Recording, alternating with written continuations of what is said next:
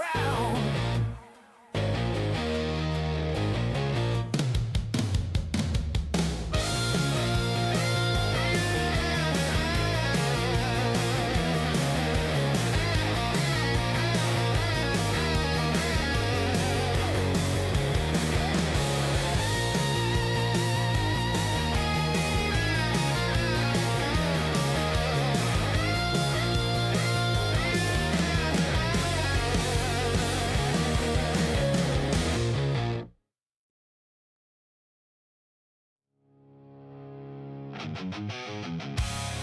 Drivers, start your engines.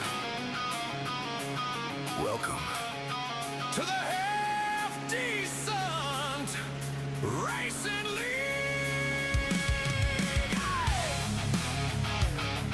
Hey!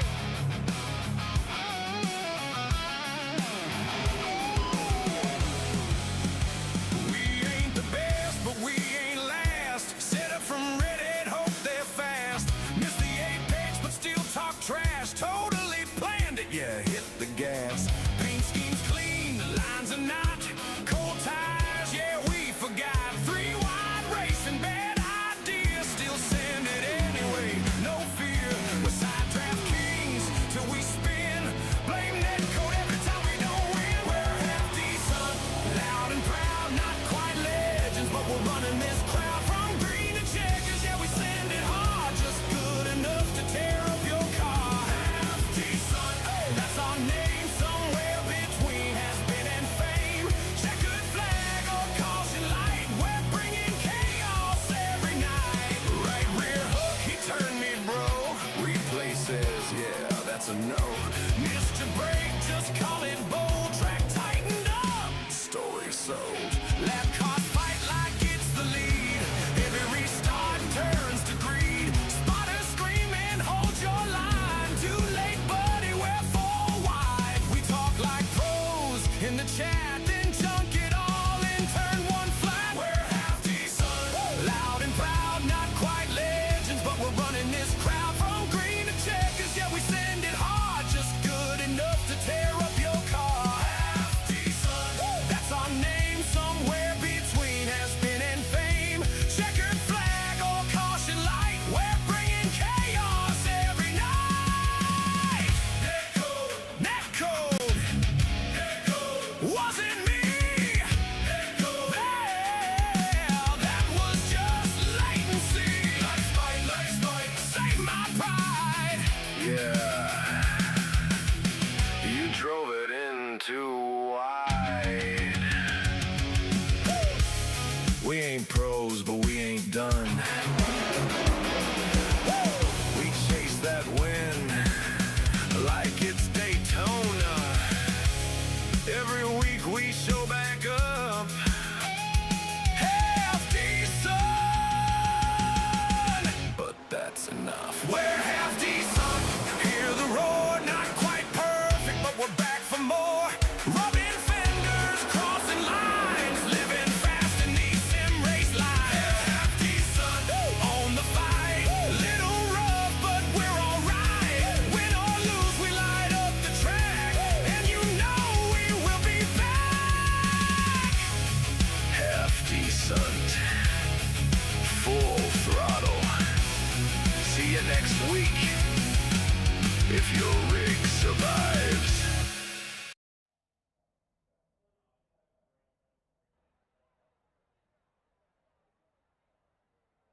Tonight, the lights are on and the pressure is rising as the half-decent racing league rolls into one of NASCAR's most iconic battlegrounds. The Charlotte Motor Speedway. This mile-and-a-half oval has a little bit of everything. High speeds, long green flag runs, tire fall-off, strategy, and just enough room to make a move if you're brave enough to hold it wide open. But Charlotte rewards patience as much as aggression. Miss your marks, burn up the right side tires, or get caught on the wrong side of pit strategy, and this place can turn into a strong night, into a long one in a hurry. And tonight, racing at Charlotte carries a little extra meaning. This is the track where Kyle Busch captured his lone NASCAR Cup Series victory, winning the 2018 Coca-Cola 600 and completing a win at every active Cup Series track at the time. Across NASCAR's top 3 National Series, Busch won 10 times at Charlotte, 1 in Cup, 5 in Xfinity, 4 in trucks, leaving a legacy here that will always be remembered. Tonight, drivers will have to balance speed with survival. The draft will matter, clean air will be king, and every restart could shake up the entire field. With pride on the line and emotions running high, expect bold moves, close racing, and maybe a little chaos before the checkered flag falls. So settle in, race fans from Concord, North Carolina. It's time to go racing with a half-decent racing league at the Charlotte Motor Speedway.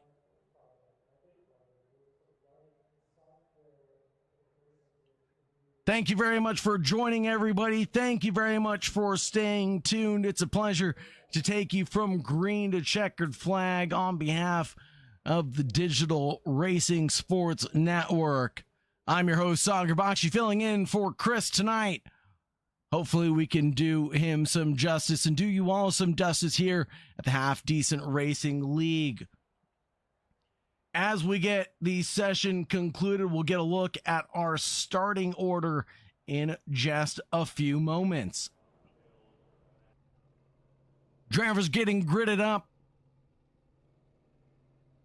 And we'll have to talk about the keys to the race here at Charlotte, where tire management is everything. Service is going to wear tires quickly, and you're going to have to balance your car over raw speed. And then there's the track evolution as we go into night and the track cools down is a huge factor in races. And the restarts, well, that's just chaos. That front stretch dogleg and wide racing surface mean 3-4 wide battles are gonna be common.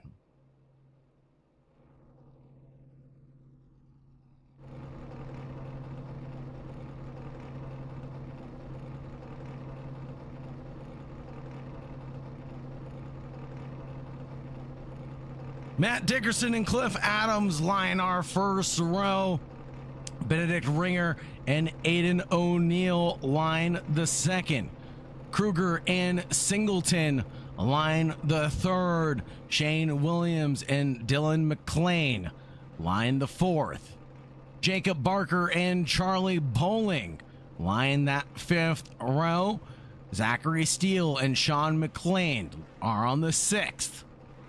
Kyle Socha and Todd Rush are on the seventh row. And back to eighth, Brendan McHugh and Joey Tomato.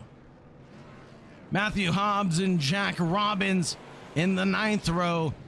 And the 10th belonged to Corey Bodinot and Fudge. Row 11 for Tyler Starcher and Colton Gardner. Row 12 for Mark Oyser and Kevin Page. Jonathan Kibbe in P25. And that'll be our entire lineup. Matthew Hobbs in the chat saying, let's go racing. And Benedict Ringer saying, we're racing for Rowdy tonight. That's absolutely true.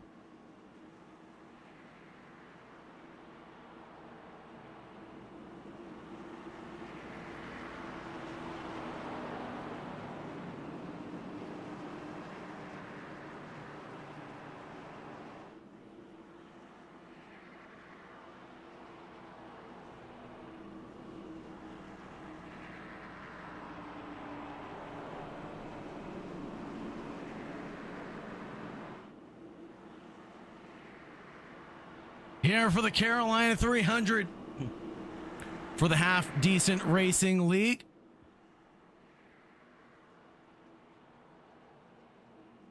We have the Enforcer cone there.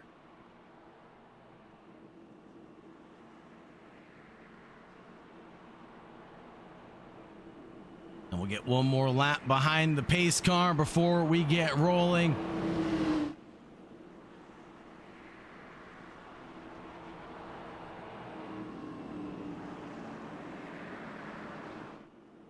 Two stages here tonight. We're going to have stage at 45 and then stage 2 at 90 of this 200 lap run.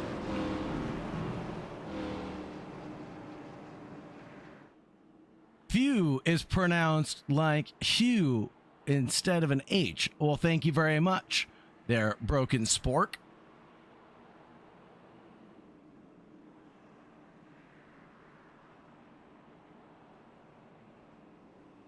Cliff Adams for Vortex Motorsports right now. A very good looking paint scheme.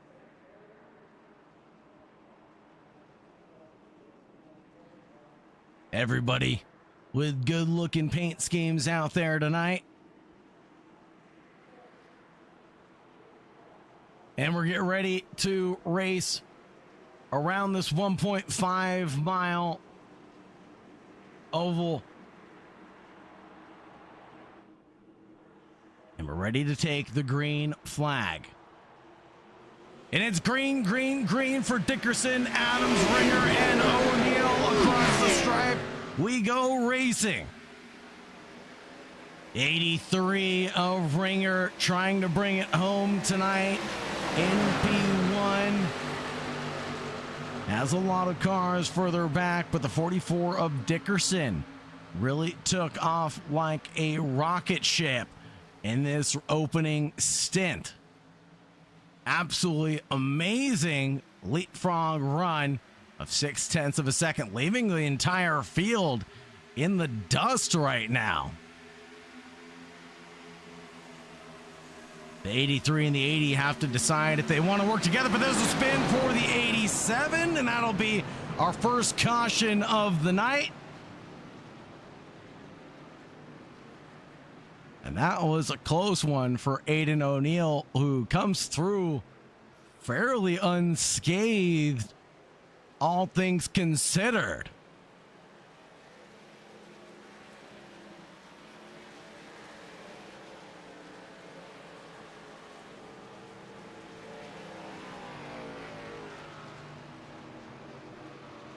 See if we can get a replay of what happened here.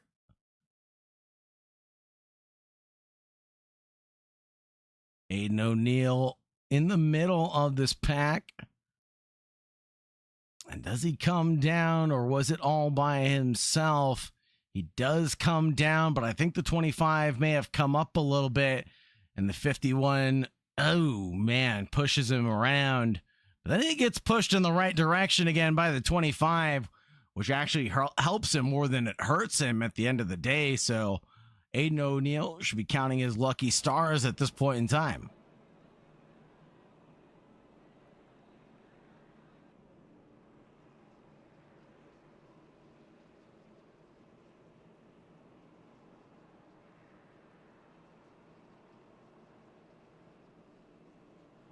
As the drivers will see average race speeds around 150 to 170 miles per hour as the average race speed, depending on the number of cautions. The race speeds will be anywhere around 190 miles per hour.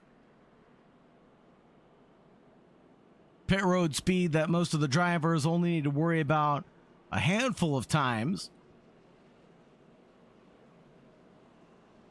will be at 55 miles per hour. Aiden O'Neill coming down pit road. Charlie Bowling, Tyler Starcher, Jack Robbins, and Jonathan Kibbe, the Sea Bears. Good to see him in another league that I'm broadcasting. Jonathan Kibbe representing the Sea Bears across multiple organizations. Had nothing to lose by coming down pit road. Took a quick splash and dash to extend the stint by the looks of it and got back out there.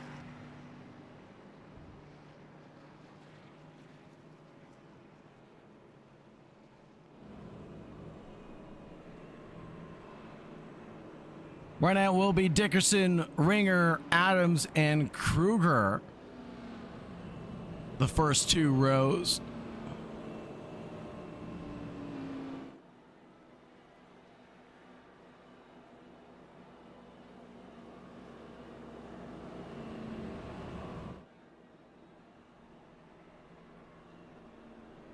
If I'm not mistaken, we should get to choose this next time by.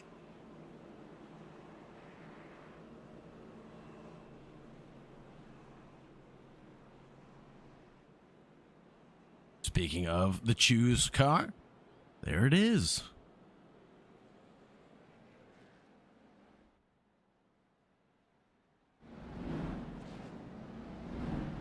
Yellow flag still in the air.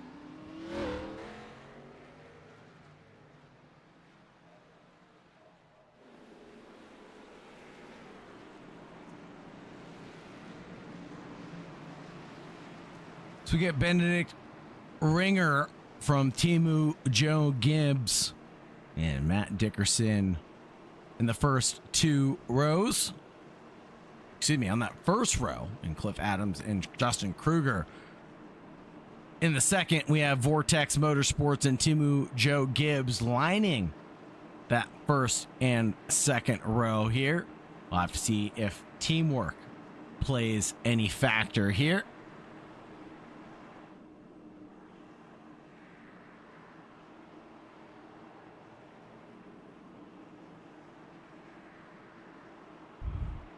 '44 and the 80 working together.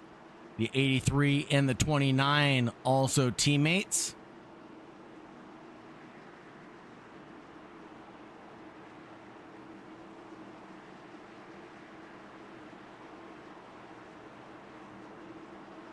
Green, green, green is the flag color. And then again, the 44 of Matt Dickerson takes off like a rocket ship, leaving everybody seemingly standing still.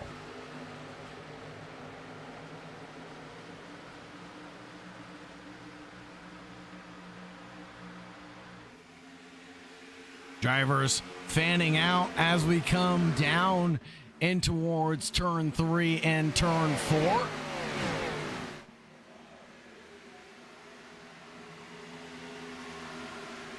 Before we get down to the front stretch and the dog leg.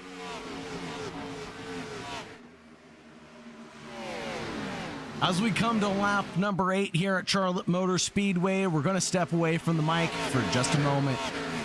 The number 8 will forever be tied to Kyle Busch's legacy, a two-time NASCAR Cup Series champion and one of the fiercest competitors the sport has ever seen. Tonight, Half Decent Racing League joins the motorsports community in honoring his memory and sending our thoughts to his family, friends, fans, and everyone who loved him watching him race. For this lap, let the cars speak for themselves.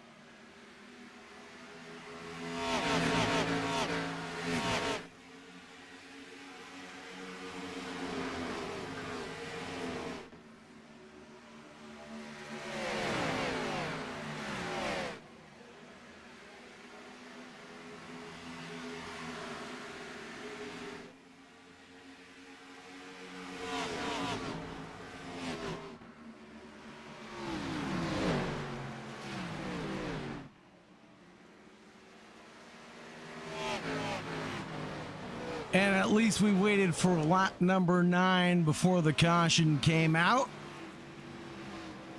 As the Half Decent Racing League comes back around, we thank you for sharing that moment with us.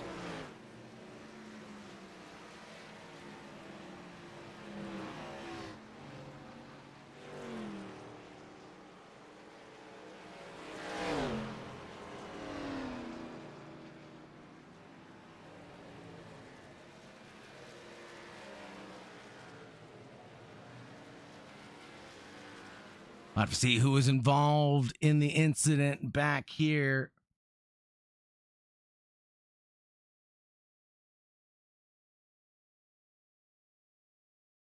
May have been here, right here, the 99. Ooh, the 55 getting into the barriers. It's going to spin the 99 round. And that will be the causation of the caution.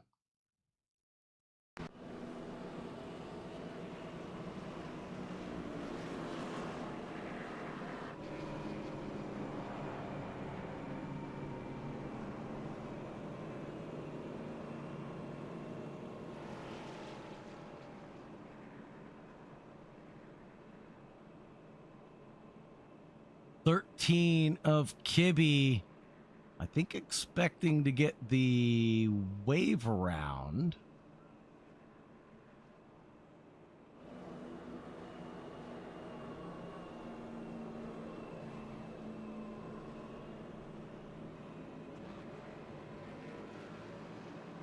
And there he goes. Jonathan Kibbe unleashed as the lucky dog.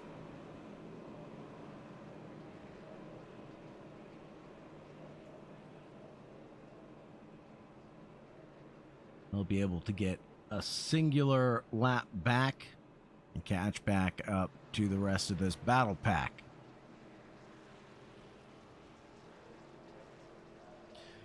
Here's a driver that's made up moves.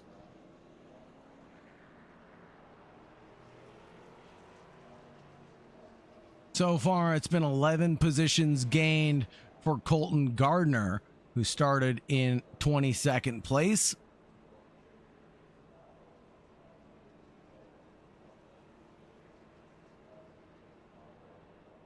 Just slowly but steadily picking up the pieces along the way.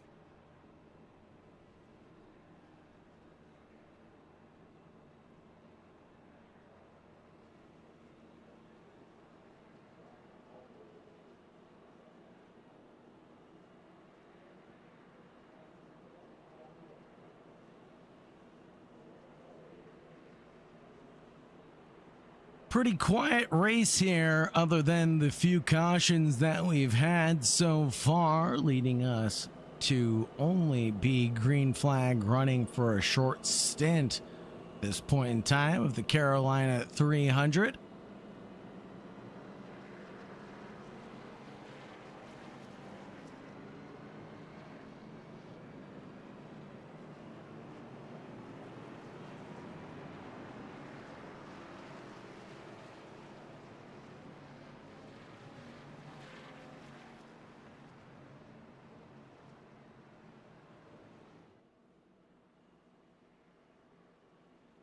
Dickerson, Singleton on the front row now.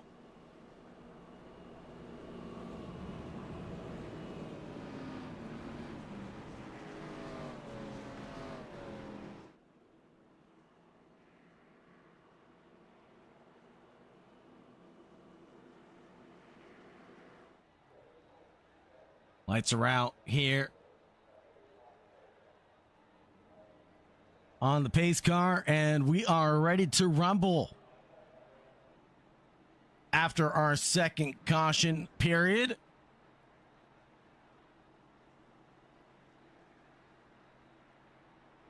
Only a few electing to take pit stops in this opening stage.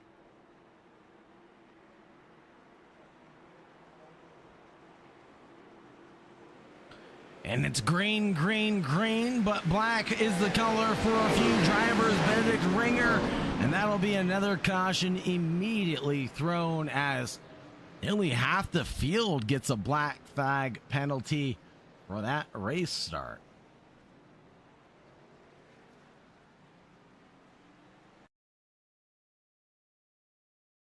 See a replay of what happened here for that restart. Ooh, a little bump there. And just accordioning across the stripe. And that'll send half the field into the infield. And then a huge accident further back after that. And cars just come to a screeching halt. There's nothing to do about that.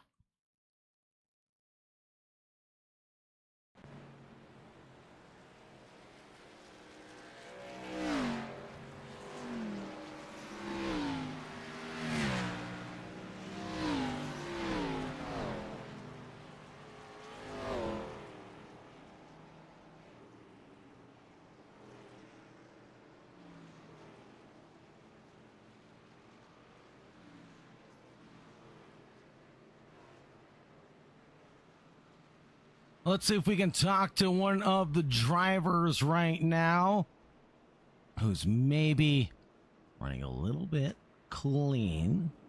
Oh, we're getting ready 2x2 for the restart. Don't think we have time for all that.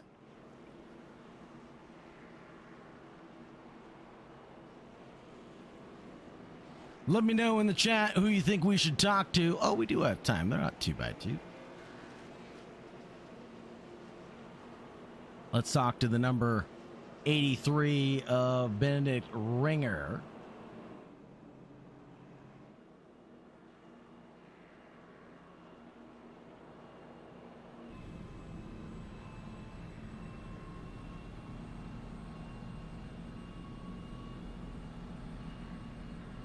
Damage makes you Oh, Benedict Ringer, I've dragged you into the broadcast booth. Do you want me to put you back?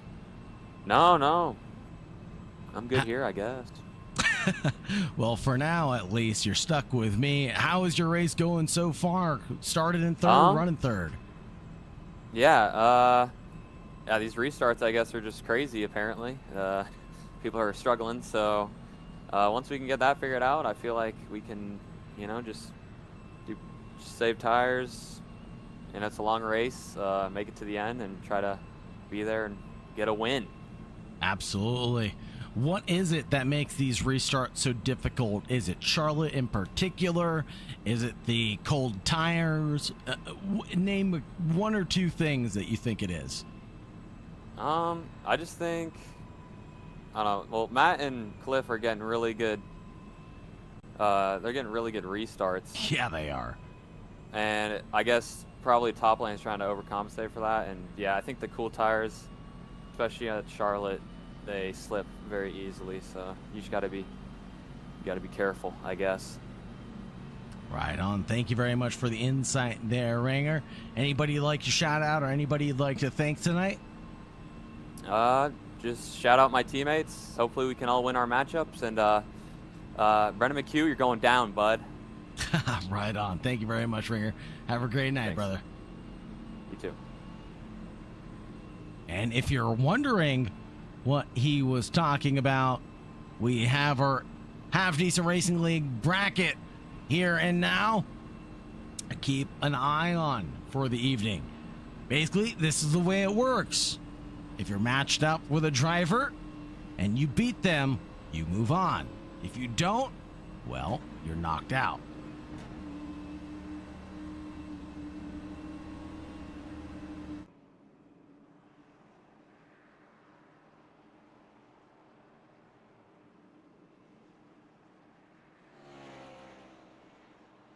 Ready to take the restart here in just a few moments.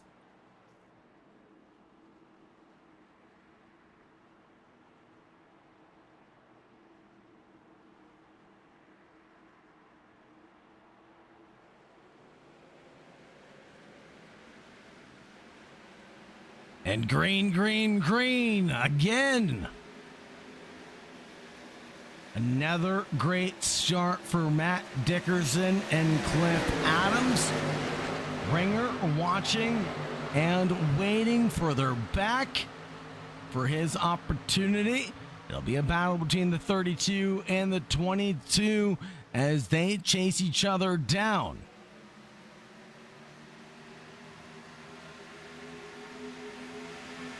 As we reach lap 18, we're going to take one more quiet lap in remembrance of Kyle Busch. Because for so many fans, Kyle, his intensity, his talent, his emotion, and pure racecraft. Whether you cheered for him or against him, you always knew when the 18 was in the fight. His impact reached far beyond wins and trophies. It reached the next generation of racers and fans who saw what it meant to compete for everything you had. So once again, we'll go silent here on lap 18 to honor Kyle Busch.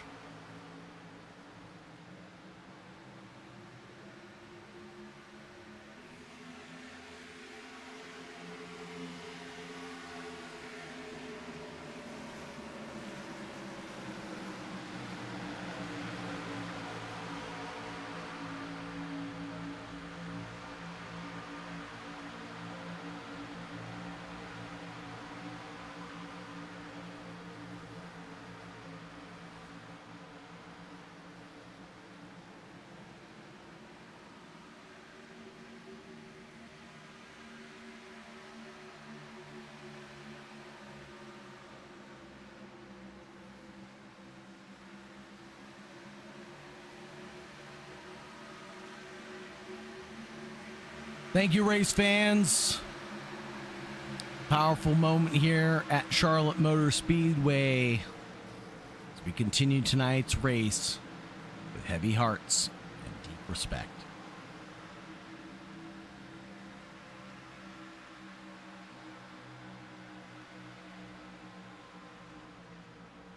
The 44 chases down the number 80 for the lead as things have become inverted for Matt Dickerson. Cliff Adams in the Vortex Motorsport may have had team orders be called, as now it's the 80 Save 22 .vet badge car who leads the charge in front of his teammate of Dickerson in the all-white 44.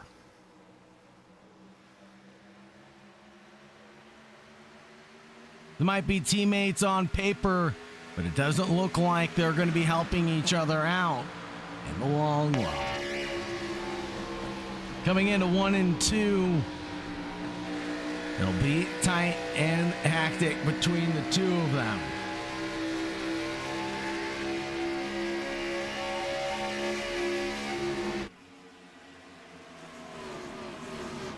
Further through the field, Sean McLean and Jesse Singleton battle it out.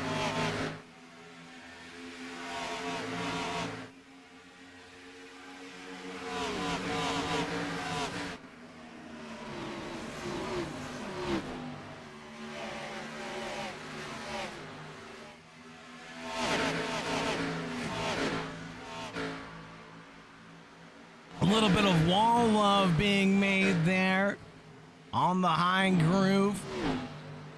I think I was a 32 of Brendan McHugh in the Vortex Motorsports.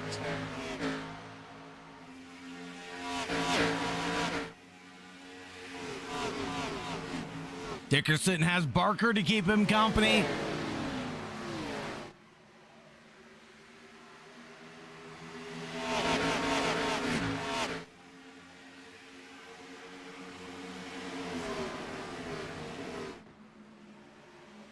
Dickerson and Barker separated by just about nothing on the racetrack, side by side going down through the dogleg.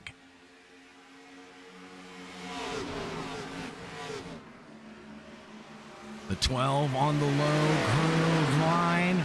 The 44 trying to carry the momentum behind his teammate, but not disturb his draft.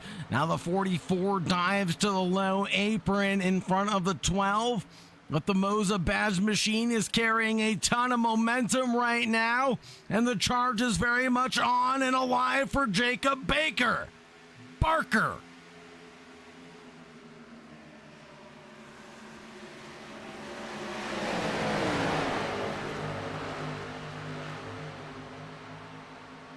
Watch out for the 83 of Benedict Ringer.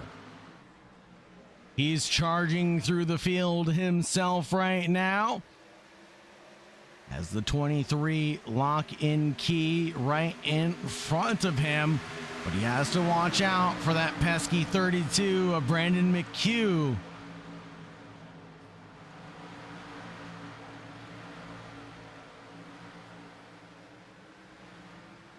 Tight, real tight racing there between the 32 and the number 83.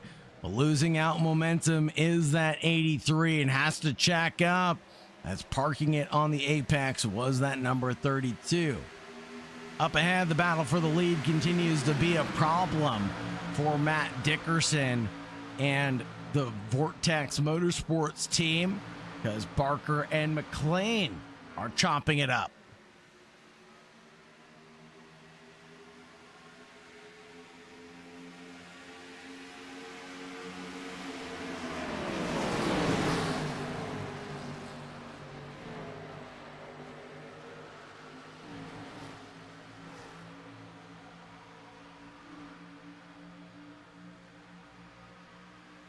Pushing 180 miles an hour through the dog leg. Absolutely flat out. There is no caution being thrown, and they had to say something. I just had to say something, didn't I? But we're going to keep it green flag running as the drivers manage to keep it out of the walls and up to racing speed. That'll leave these two to duke it out.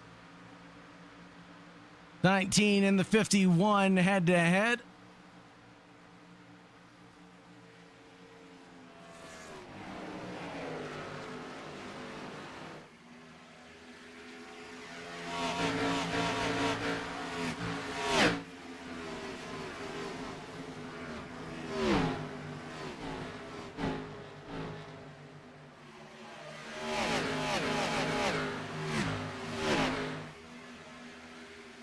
Dickerson leads Jacob Barker by just a sliver of a margin right now.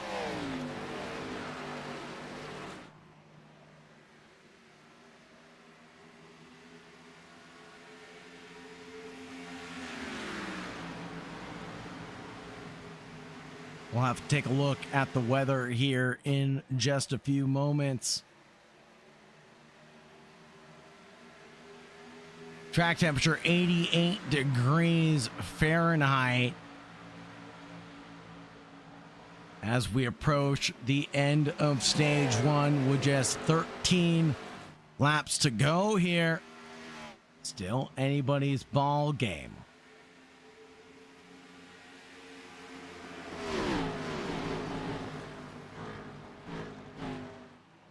Colton Gardner right now in P9 with the most positions gained at 13. Connor Few with 12. Brendan McHugh with 11. Jacob Barker with 7. And Oyser with 6.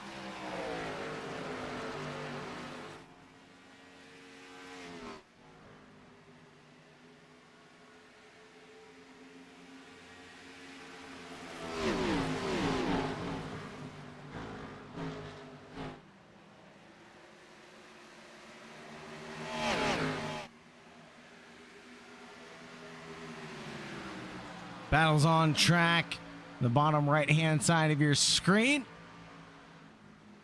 We'll keep an eye on this one. I'll switch over to the ringer battle.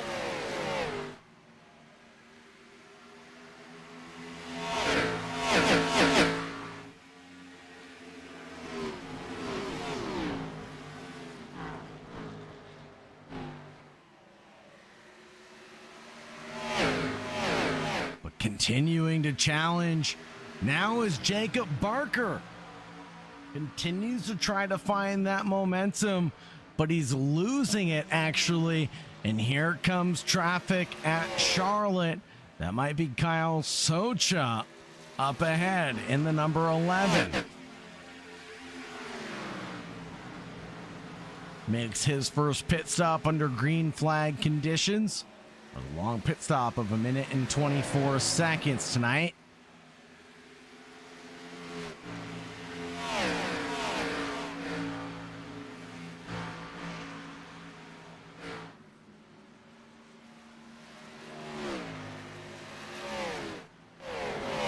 Back here between Ringer and Brendan McHugh, the Vortex Motors, number 32. Tumbles down into P6, but still is a positive 9 on the evening.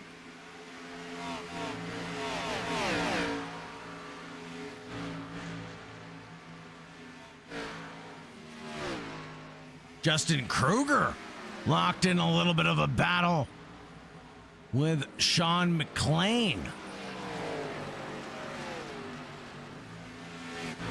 And Zachary Steele in this mix also.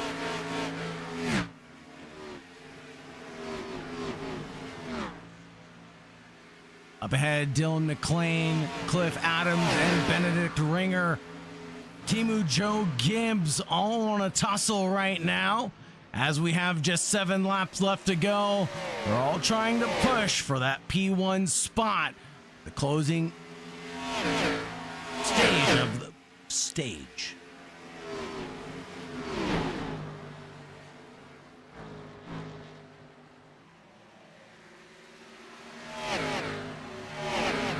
6 laps left to go when the leader crosses the line, but it'll be nearly 3 abreast through the kink, and it will be through green and clean 2x2 through 1 and 2, all the way from Barker back to Ringer.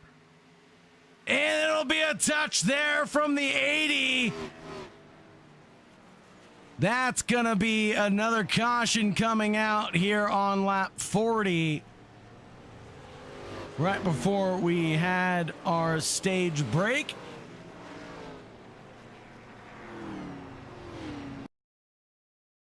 Get a replay of what happened here. The 23 and the 80 led in that first row. It was all looking so pitch perfect until it wasn't. Who came down? Oh, it looks like they both come into each other. And there's just nowhere for the 83 or the 32 to go after that.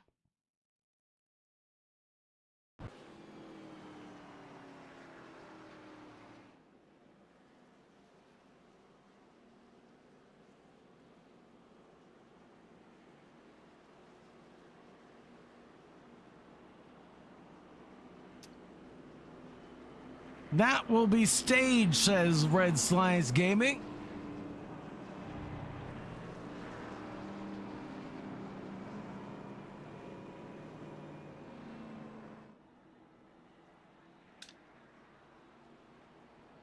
Let's go ahead and talk to Dickerson then. Pull him into the broadcast booth.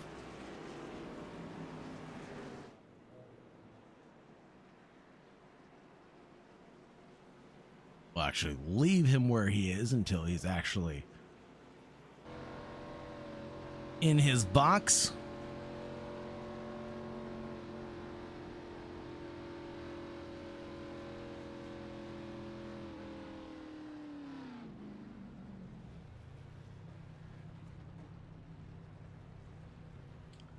Blow it up, or how bad was it? Oh, hey Dickerson, I've dragged you into the broadcast booth. Is that okay? Okay. Yeah, that's fine, man. Hey, how are things going for the 44 right now? Good, buddy. Seems to be going fine. There at the end, I started figuring out that middle line. It seems like above that middle seam and up high, it was better on older tires. So, see if we can keep it up here, man. Well, not only have you kept it up, figuring out that middle groove right now, but I mean, those restarts that you've been able to control were definitely part of my keys to the race, especially at a track like Charlotte, but you've controlled them pretty well. Is a Red Bull that gives you wings? Is it the Bulldog Coffee Company? What is it that you're drinking tonight that gives you the extra fuel in those restarts? No, I think it's just being able to control them, really. Just being the control car helps a lot, and mixing it up in the zone, not going to the same spot every time. So hopefully we can keep it up here and control. Well, I guess the 5's in front of me now. Oh no, he's pitting. So just staying up here and controlling the restarts and see what happens, man. Absolutely. Well, best of luck to you. Anybody you'd like to shout out or anybody you'd like to thank in the 44 tonight? Yeah, Patrick and him at Bully Dog Coffee Company. Right on. So if you guys go ahead. If you guys need some coffee, go check it out. BullyDogCoffeeCompany.com. Right on. And congratulations on the stage win, Matt. Thanks, buddy. Put him back where I found him. He's in the Vortex Motorsports Club. Matt Dickerson taking the stage win.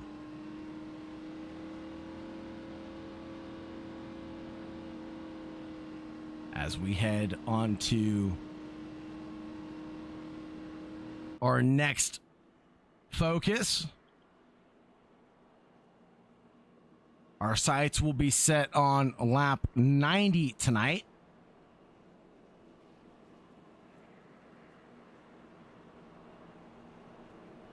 For stage 2's break, and then we'll have 110 laps of hopefully green flag running all the way to the end.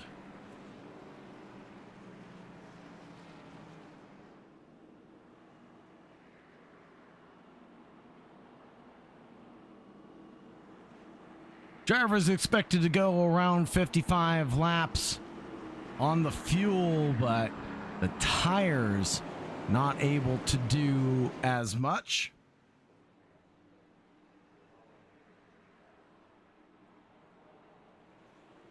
And it's green, green, green for the restart that Matt Dickerson is able to control yet again as he pulls off an amazing start one more time. Leaving further back, Aiden O'Neill and Connor Few in the background to pick up the pieces.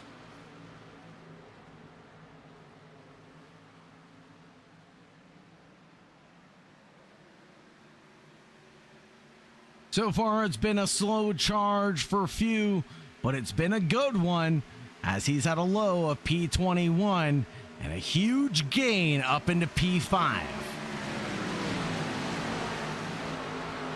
Make that P4 as a little mistake from Aiden O'Neill. The recovery driver continues to tumble down the order and further back down into P7 at this point in time.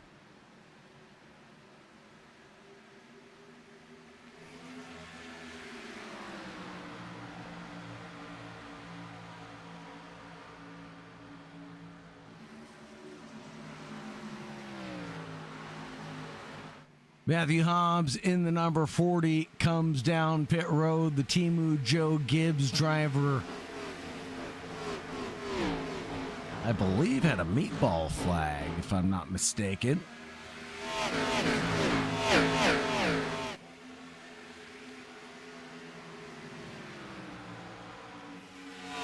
Checking out the battle here between Shane Williams and Brendan McHugh.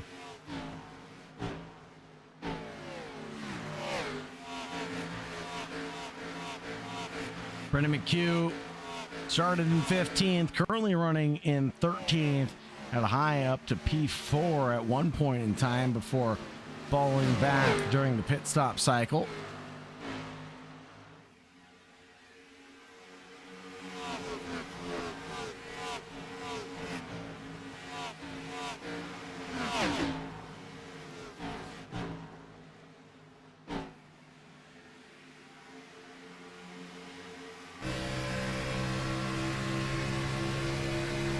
Looks for the open door onto the car ahead. The number 11 of Kyle Socha. The Timu Joe Gibbs driver stays out of the way enough for Brendan McHugh to get through.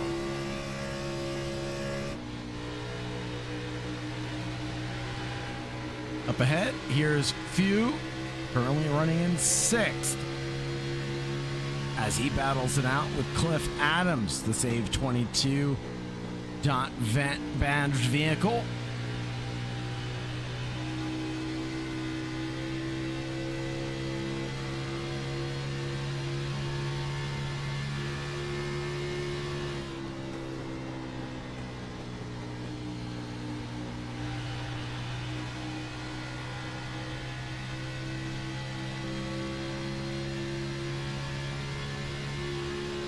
Starting to get a little bit tight for the lead now. Dickerson was able to control the restart, but is he able to control the field's pace from behind?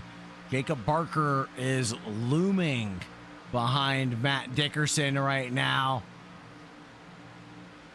And the 51 as well of Jesse Singleton. The Street Revolution Motorsports team up into 3rd place.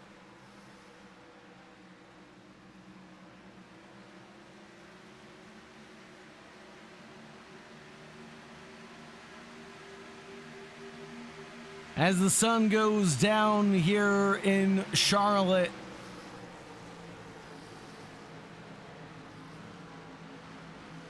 the temperature comes down as well. It's now only 73 degrees. Track temperature cooling as well, 86 now. 12 looking for an open door on the 44 of Dickerson, but it's the 80 who finds one on the 29.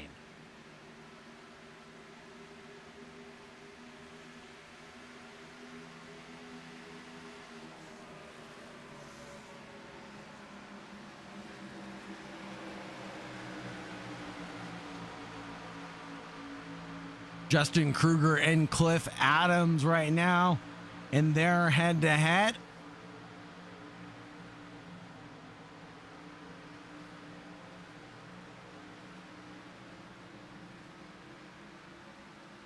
Cliff Adam gives up a little bit of ground there to the 29 to close down the gap in front.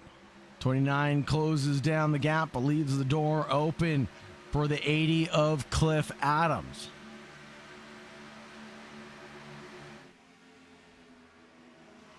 Up ahead, the 51 and the 12 have stopped debating their positions for now, or have they? As out comes the 12 into the 51. A little side job there. 29 drifts up behind the 51, occupying that middle piece of real estate that Dickerson was talking about. And there's a moment for the 12 of Jacob Barker and collects the 51 of Jesse Singleton. And that's going to cause a caution for certain.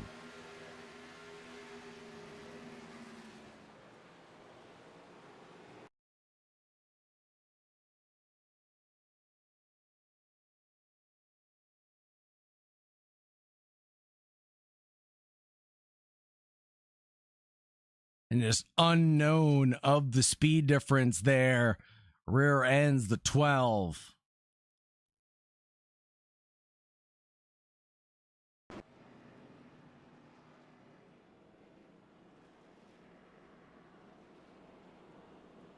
So this brings some life to a couple other drivers tonight.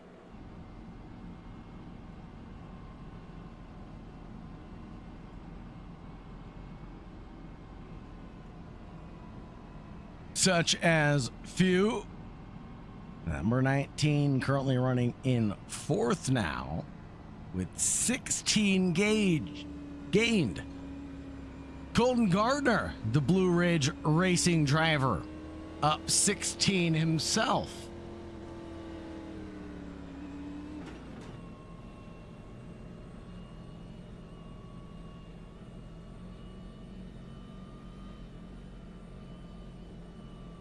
See if we can talk to Charlie Bowling here, driver of the number 5.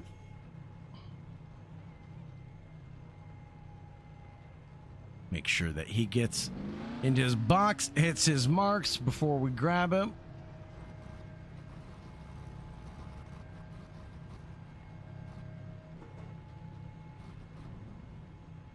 Hey, Charlie, it's the broadcast booth. How are you doing? All right, I guess. You want to talk or maybe another time? Oh, no, I can talk, man. It's good. Right on. Yeah, how are things going for you? 19th position right now, and you hit your marks, pitched perfectly there, but coming in for another set of repairs? Yeah, dude, I've been caught up in anything and everything that has happened on track. It is ridiculous. Yeah, it's just been a fleet of cautions tonight. And at a high-speed circuit like Charlotte, it's just difficult to stay out of the way from them. Oh, yeah. Oh, yeah.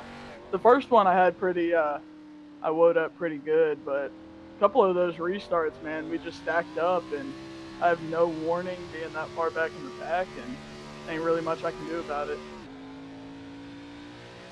Yeah, it's definitely not the way we wanted your race to go tonight, but there's still plenty of time left to go. Do you have a couple sets of tires left and hoping for a miracle tonight? I just changed tires for the first time. It's a long night, dude. You'll see me out there. Right on. Good luck, Charlie. Anybody you want to shout out or anybody you want to thank for CZ? You up there doing your thing in the booth, and my boys at CZ that are running this thing, and the other admins that put this together, so. Right on, Charlie. Thank you very much. Good luck, brother. Appreciate it, man.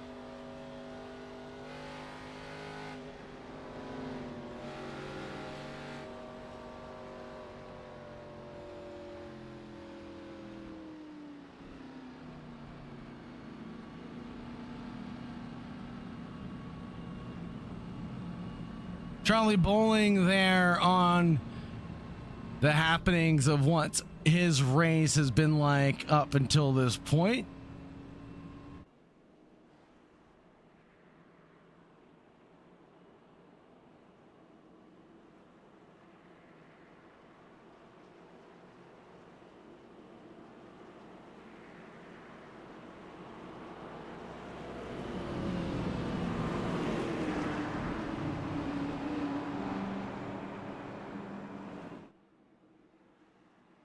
Getting ready for the restart here.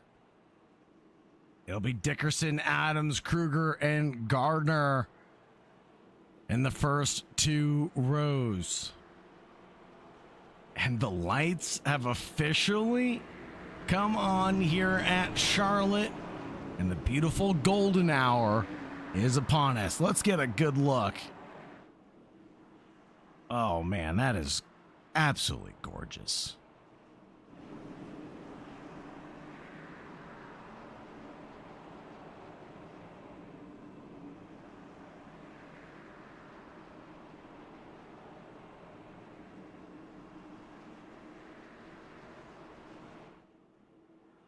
Lights are out here on the pace car here at Charlotte.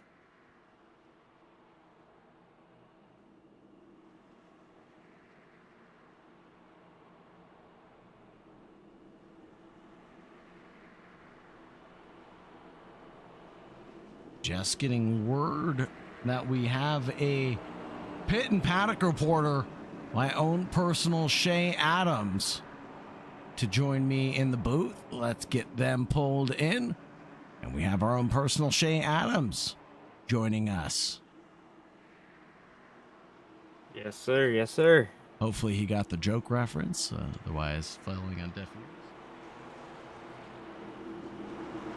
But Dickerson, Adams, Kruger, Gardner lead the way here for the race restart. And we'll take the green flag here in just a few moments. Gardner in few further back, and it's not as good of a restart that Matt Dickerson has normally had. Cliff Adams staying very close here in that number 80.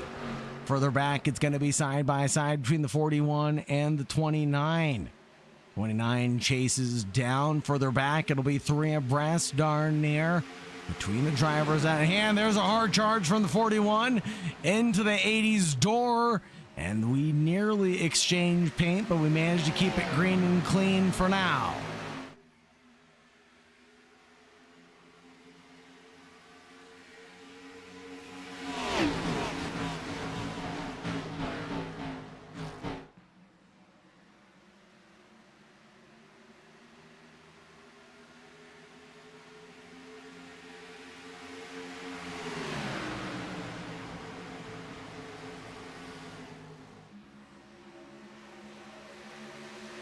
Here we go, the battle for the lead between the 44, the 80, as the 80 of Dickerson finds a way by, flip that and reverse it. It's the 80 of Cliff Adams who finds the lead now as the 44 of Dickerson slips back a little bit further.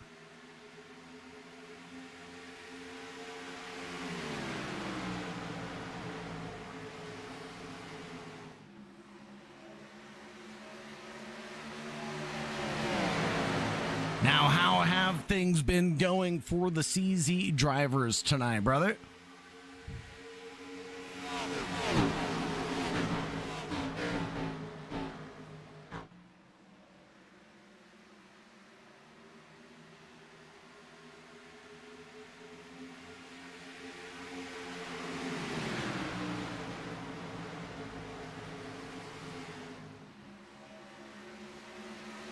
Here we go, the battle again between Cliff Adams and Dickerson, and the charge going the way to Dickerson now.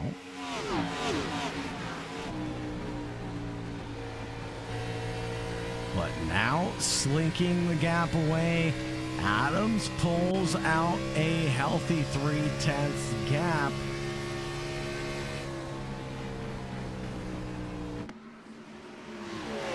Battles galore. Aiden O'Neill, remember him? Oh, he was battling early on in this event. had his 4th place start, tumbled down all the way to P20, and now has climbed back up into P6. Has a few more pieces to pick up along the way. He sees a couple positions available to him, such as the 29. Picks them up and does not look in his rearview mirror. That'll be Charlie Bowling in that number 5 there as well, trying to charge through the field. And as we know, he just took 4 in fuel, so he's running a little bit hotter than the rest of the pack.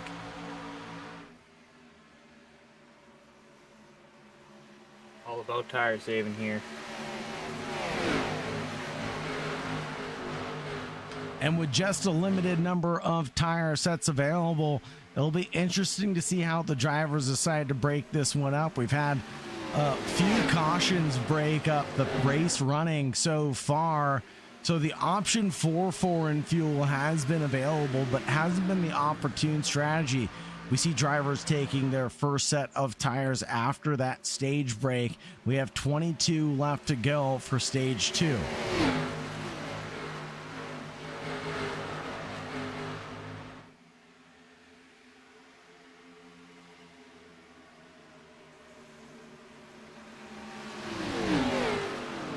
Look at Charlie Bowling get that lap back in style.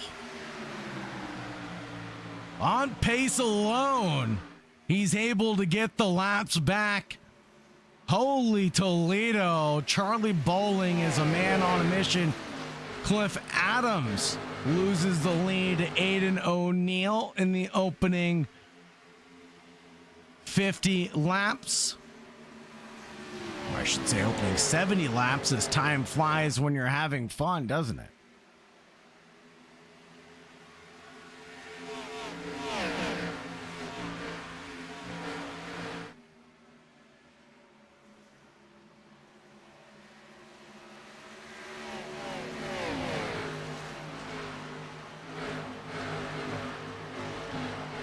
Look at this gaggle of cars right now.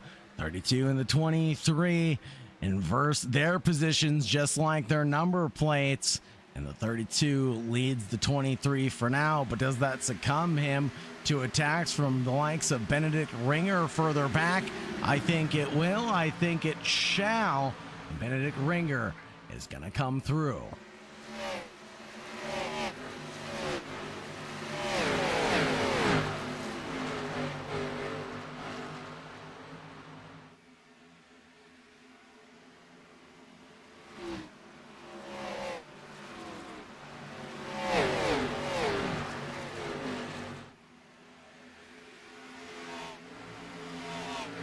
There goes a move. I think that's Singleton right now in that 51. He's going to be a hard charger tonight as he makes up 2 moves in 1 lap. And there's a pincer move there from Shane Williams, the number 25. Came right down on the 51 and closed the door on Singleton, who now has to back out 2 positions, maybe even 3.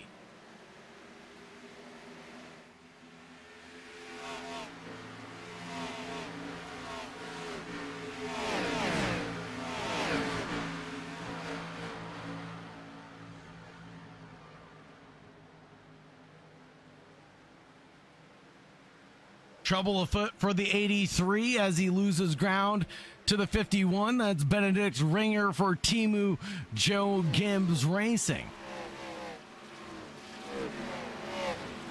Checking in back here, Mark Oiser chasing down Zachary Steele and Dylan McLean. The Smoke Train Racing running 12th and 13th right now.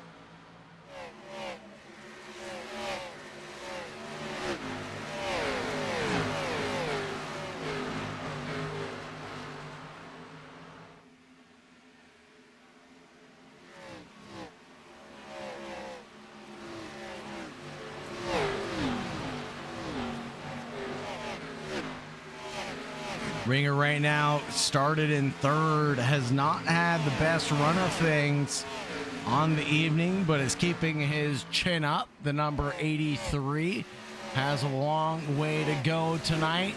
before things are called conclusive.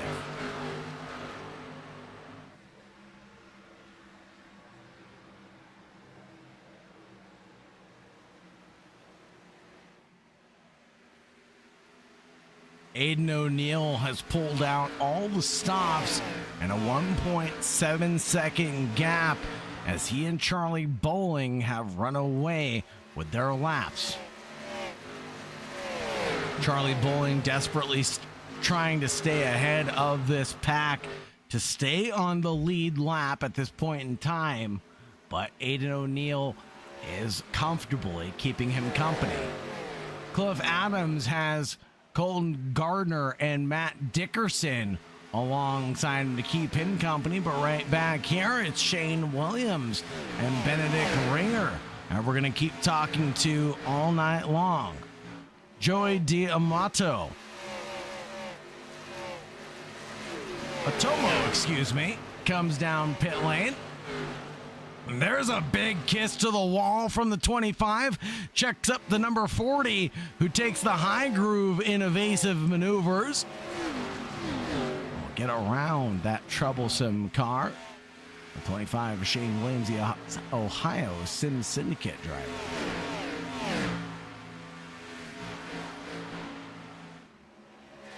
Few here in the number 19 getting a little loose on entry.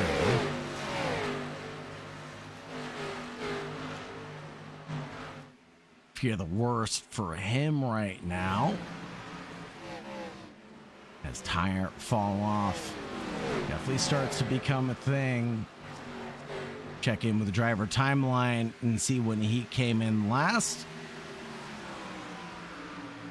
We did come in on lap 41, which is right around when the rest of the field came in. But it just looks like his tire scrubbing is just a lot worse than the drivers around him. He's lost a couple of positions here over the last few laps and just continues to tumble down the order. As you can see from the trend, it's all gone wrong since lap 58, and 20 laps later, he's lost a handful of positions.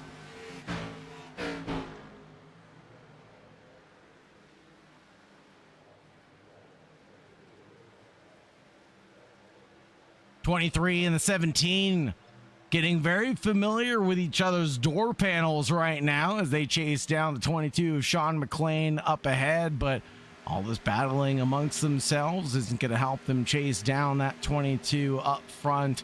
Nonetheless, Jesse Singleton comes down pit road from the Street Revolution Motorsports organization.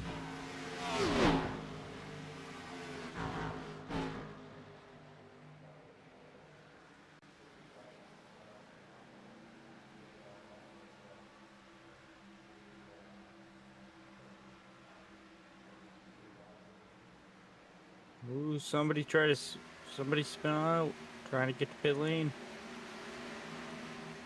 Is that Singleton? No. He's the only one in pit lane right now.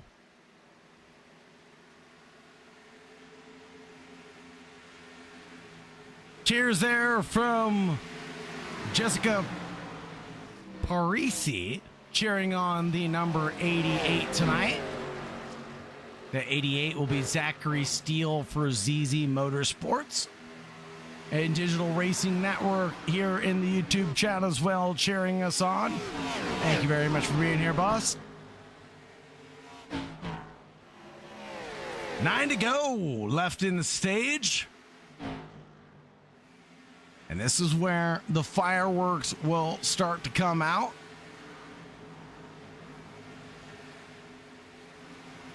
Drivers are all going to leave it on the line. That 1.2 second gap that was there earlier, well, with 8 to go, that has come down to less than a second as Cliff Adams unleashes his pace. Last time around, 32.0 compared to a 32.1, so almost identical lap times.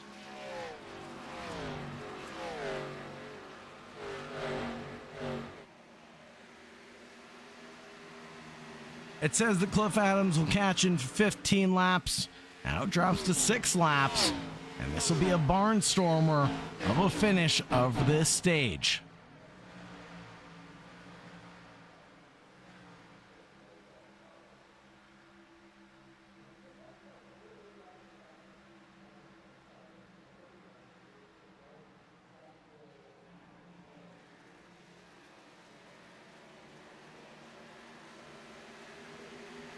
Cliff Adams continues to close down the gap on Aiden O'Neill up ahead. You can see how close it is here from the blimp shot.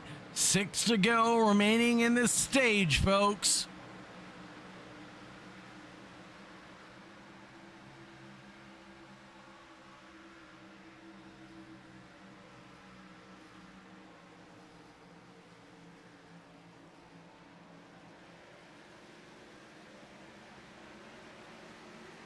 Look at the gain there for Colton Gardner, 19 up on the evening.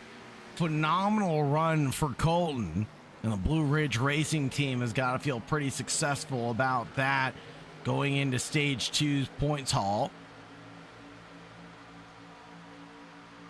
But curiously, how does this set them up going into the final 110 laps that we have to run with only around 55 laps of fuel? Do you think the drivers are really going to split this one exactly down the middle?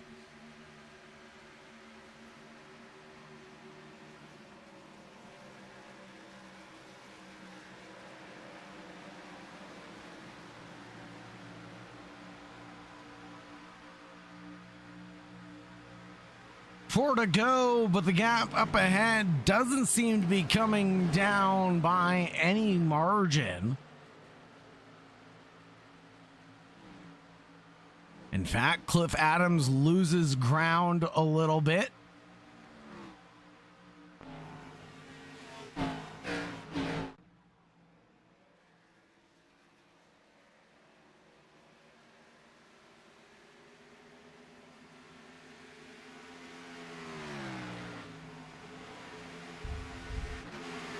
Matt Dickerson struggling right now with the 83 and the 5 around, corking him in the bottle. There's just nowhere for Dickerson to run to right now. He tries to find an open line there on the 5. He forces his way through the 5, gives a little bit of respect and some real estate there on the tarmac. Slots back in behind Dickerson.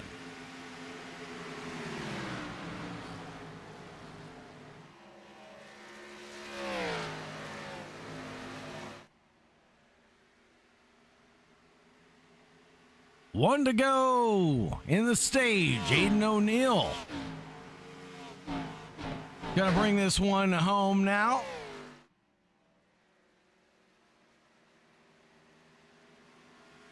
With a 1.1 second gap, Aiden O'Neill for O'Neill Racing. Done a pretty phenomenal job tonight of getting to Stage 2's checkered.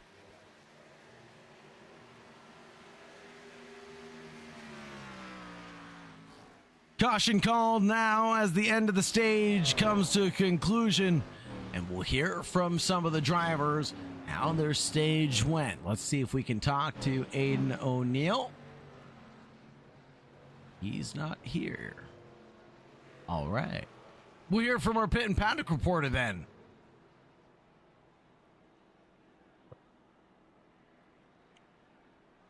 Yeah, they're just talking about end of the stage here.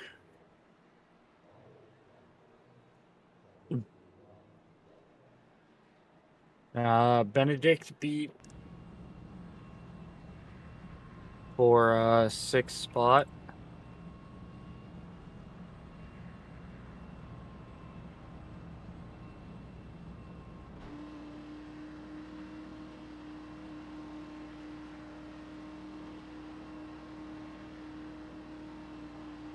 Aiden O'Neill in the number 87 started the race in 4th position.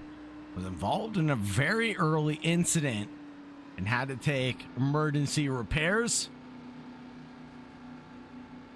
Once those repairs were taken care of, he was able to get back out on the racetrack and charge back up through the field one more time.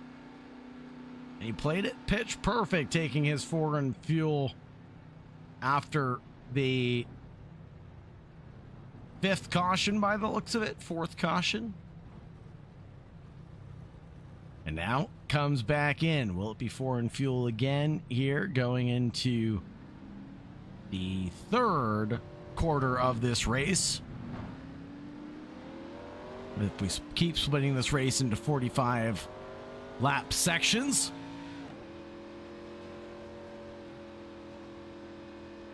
we'll technically be at the halfway point here and now.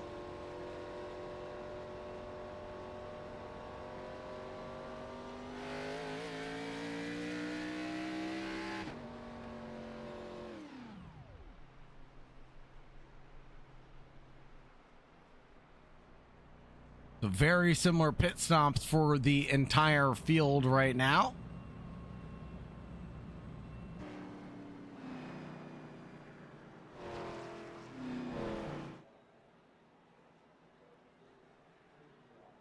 First driver to take a slow pit stop will be Kyle Socha, Timu Joe Gibbs, number 11.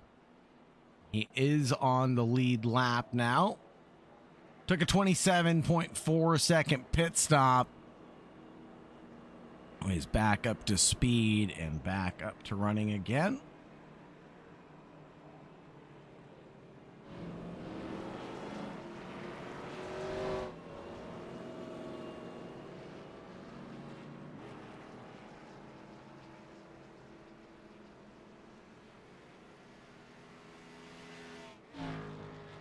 We got a delayed green here. All right, we've heard it there. We're going to have a waved off restart here.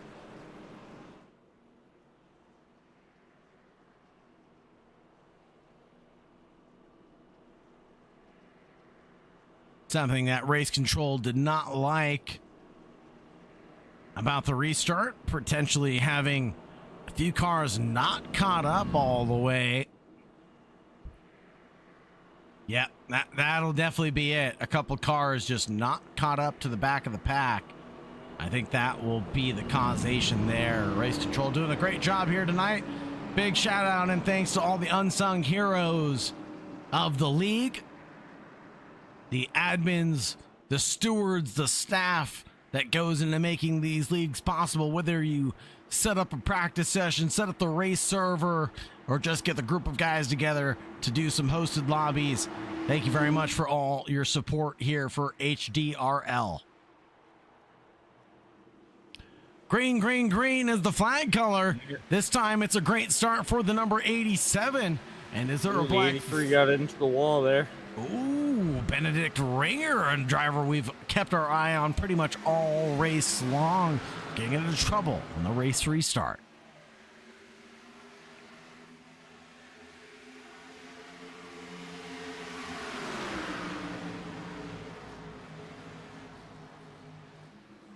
A little touch there from the 80 to the 41, but I think he was able to recover. Cliff Adams, quick-handed like a fox. Holy Toledo. That still triggers a caution despite the heroic save.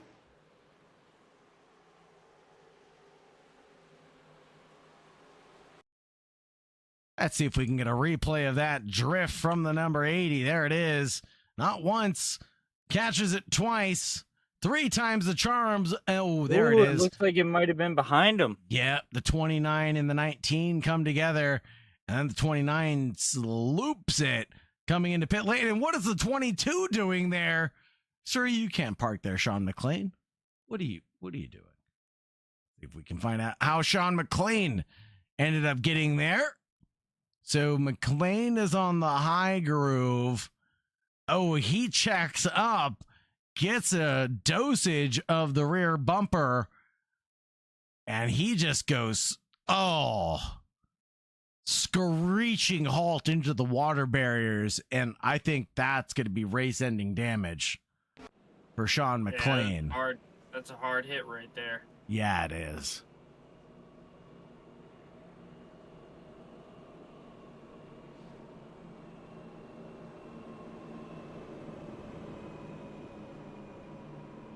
It's unfortunate. It's a terrible way to end your night. Really is. It just, not what you pay to see, not what you pay to get out of these championships. But we all know accidents happen in motorsports. It's the risk we're willing to take. You know, it wasn't something I was planning on talking about too much tonight, as I didn't want to dwell on it. But, you know, it is one of the things that hit me hardest about Kyle Busch's passing was, had it been anything related to risk taking, I think it would have been a little bit more palatable. We all understand the risks of motorsports. We don't all necessarily take them, but we know that the risks that these professionals take day in, day out, they know the risks. They get paid accordingly. That's the deal, right? But it was something human that took out Kyle Busch. And that's like cancer taking out your dad. It's just gutting. It's just gutting.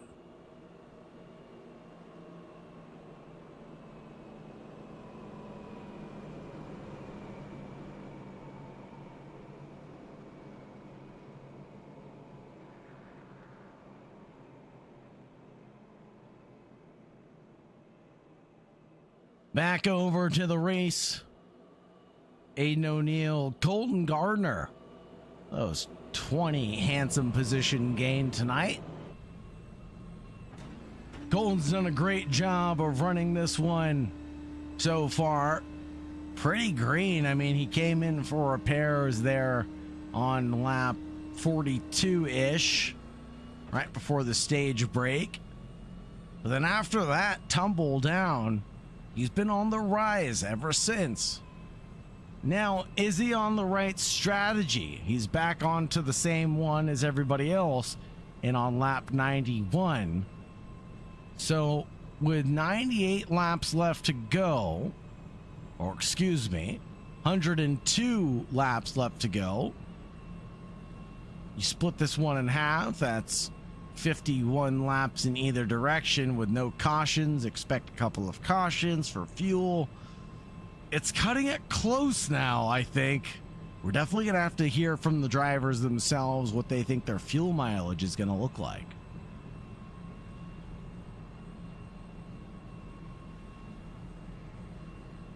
Absolutely. I think it's going to come down to where the cautions fly.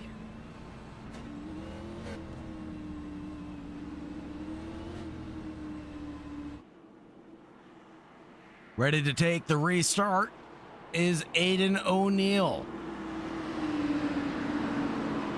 Got all the cars backed up. 2x2 Noah's Ark formation.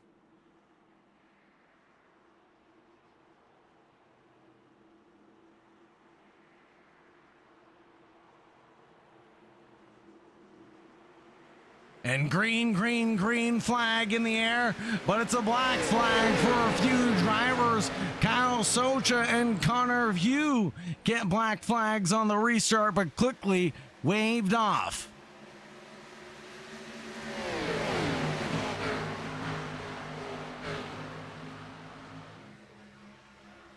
'41 challenges the 87 for the lead of the race here and now.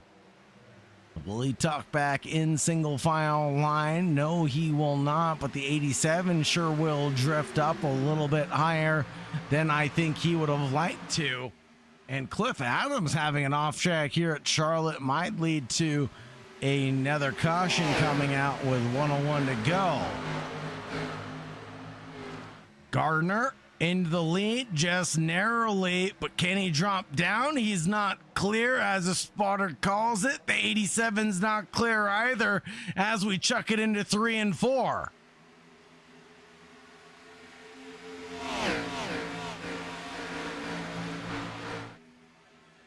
This is exactly what you pay to see. 100 laps of this is what I want to see. The battle for the lead stays this tight. I'm absolutely here for it with the Half Decent Racing League.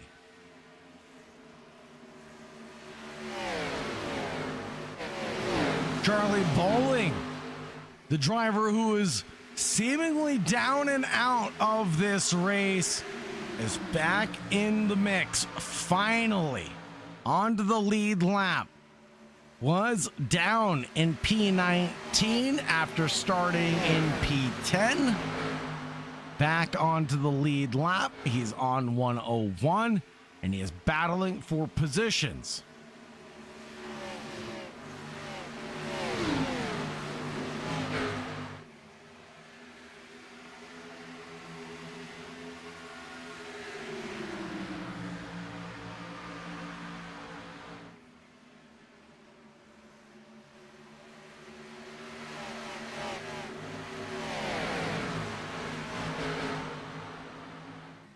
Benedict Ringer, he's back in the mix as well. Finally back up where he belongs, but he licks the stamp and he sends it on the 87. The 44 follows suit.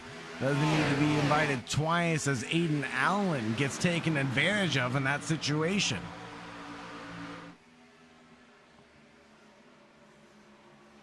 Cliff Adams back into the lead in front of Colton Gardner. And all this battling ensuing brings the likes of Benedict Ringer of Timu Joe Gibbs back into the mix. There goes the 83. Look at how hard he's able to charge up into 3 and 4. Absolutely crazy.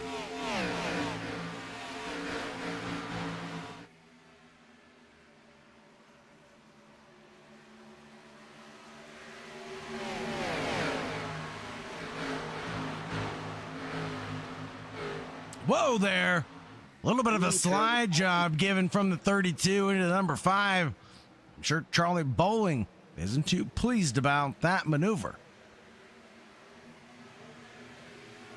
And another hip check given to Bowling one more time. I think he's had enough.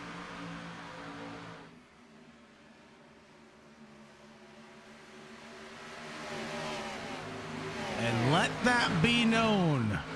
Nobody hip checks Charlie Bowling 3 times in a row and gets away with it. Here comes the 44 of Dickerson back into P2. Colton Garner getting an off track there as he cuts a little bit too much of the dog leg.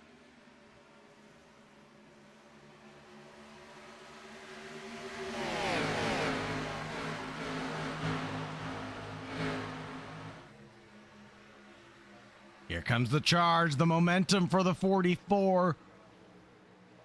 He's going to find the momentum to stick into that middle groove. He talked about it during our interview. He was preferable to it anyways.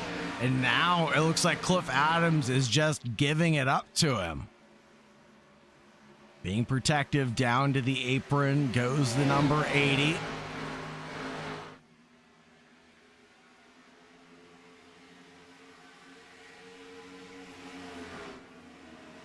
Here comes Dickerson now. He's going to go over a switchback, I think.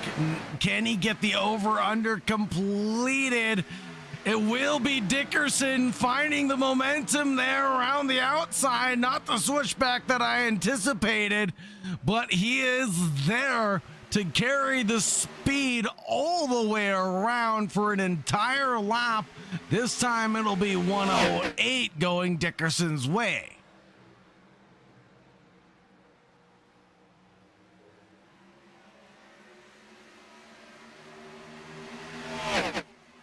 Big slide from the 44. That's going to leave him compromised to get overrun by just about everybody behind. Cliff Adams, the first to take advantage of the mischeck up from Dickerson, but Dickerson quickly recovers back up into P1. Yeah, the high line longer the tires go, it's going to be a lot faster than that bottom line. Now, why is that? Is that just because of gravity and marbles getting dropped down to the racetrack? At Dover, it's especially true that the marbles, it's a self-cleaning racetrack, right? Because of the concrete. This is a lot different here at Charlotte. Just comes down to tire wear. How much you push those tires. Obviously, everybody has their own line that they want to run, but personally, me, prefer to drive the middle to high line, especially as the race goes on. That was definitely what Dickerson was talking about. Middle high line. And there's a big hip checkup. I think that's Aiden O'Neill getting touched yet again. And this time Dickerson falls back in sympathy.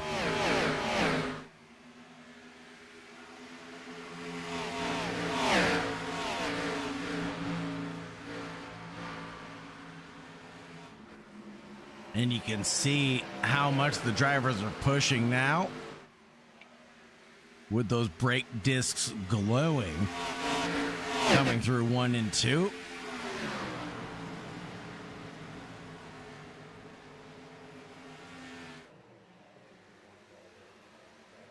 Just beautiful glistens of red on those rims.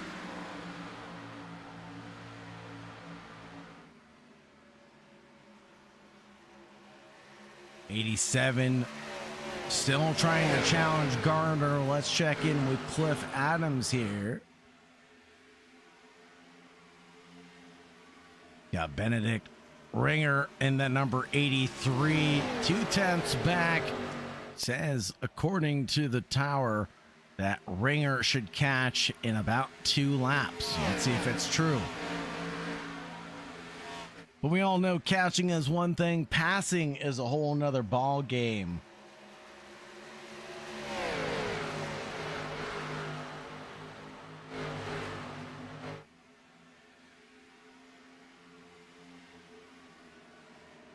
The 83 of Ringer has Colton Gardner. He keeps pushing him along at the entrance of 1.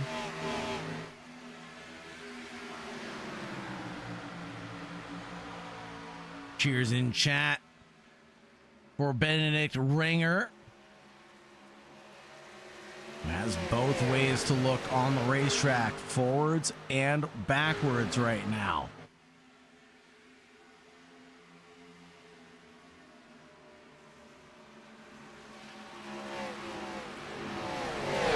Dylan McLean and Matt Dickerson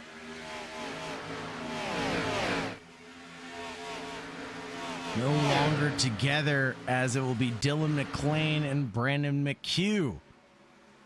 McLean involved in an earlier incident trying to recover, but has had Brandon McHugh pretty much alongside him this entire race. They're going to exchange a little bit of paint here on the racetrack. No love lost between friends.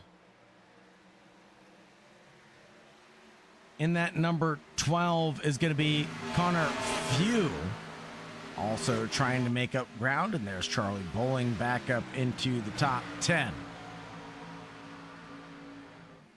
Doors open just a little bit, and that's all the invitation that Justin Kruger needed for Timu Joe Gibbs.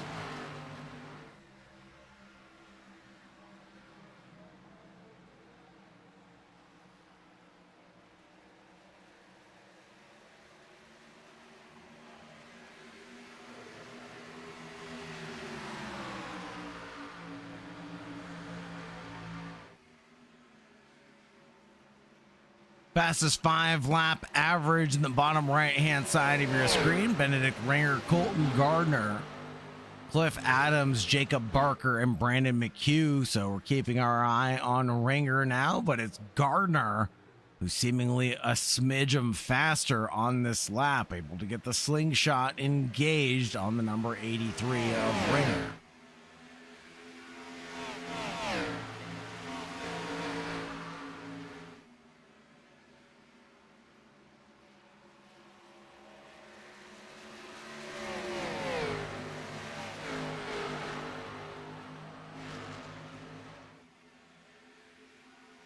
Dickerson led us for 56 laps. O'Neill for 33. Cliff Adams for 28.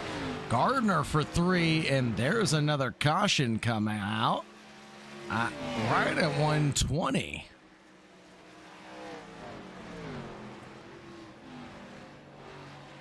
It might be Dylan McLean involved in this one. Let's see what happens.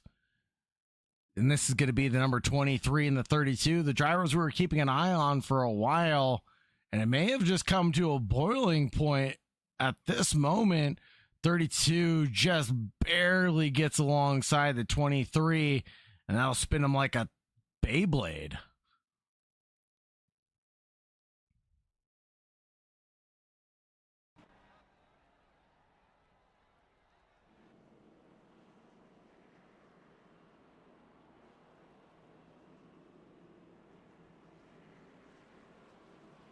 Now, I don't think this will trigger any pit stops for the field as we take a look at the tower telemetry and the fuel expected mileage. I think about strategy, and the drivers decide better than I. It is time to come in. Aiden O'Neill is one of the few that stays out. Kevin Page also stays out. Should be getting the lucky dog and past everybody. Back onto lap 121 for Kevin Page here.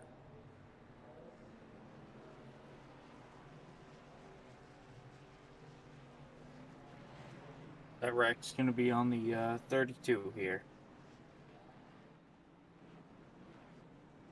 And a line there for Brendan McHugh, the number 32. Looks like he was the guilty party in that incident.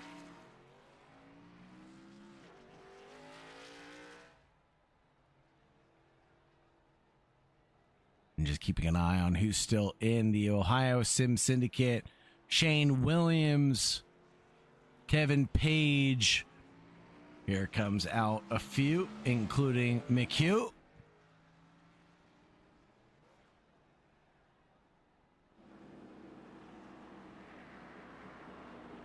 And just, we're going to keep an eye on this as well. I mean, just look at the trajectory of Aiden O'Neill's night. I mean, 3 separate pit stops for repairs before we got to the end of the first stage. After starting in 4th position, was prime for a sweep tonight. And there's Page getting the lucky dog, or as we like to say in the road racing world, the wave around.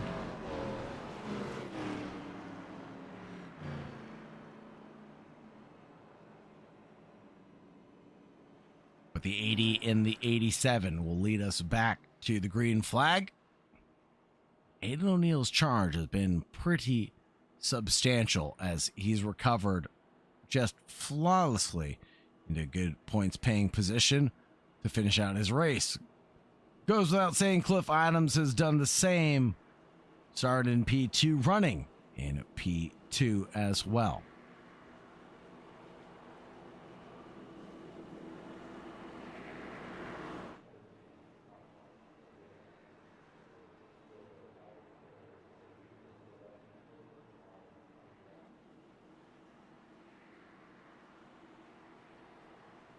It should be a fun shootout here. It should be, with just 77 laps remaining. We're going to see one guaranteed pit stop to make it to the checkered flag. To the stripe we go. Green, green, green. And a couple black flags dished out, but they'll be swiftly cleared by race control. Dickerson jettisons himself up into P3 now.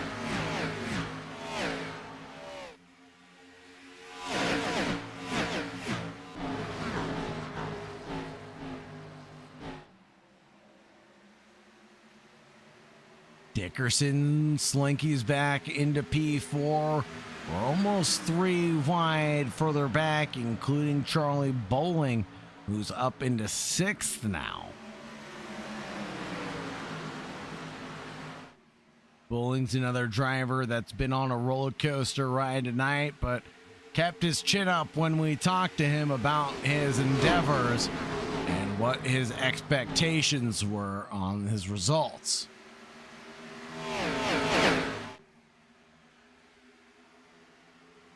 Further back, another pack of drivers continues to battle it out through the dog leg.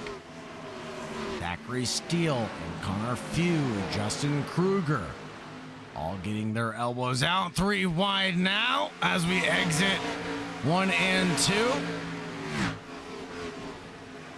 And it'll be Steele that succumbs to a little bit of damage from the wall. Hopefully nothing everlasting.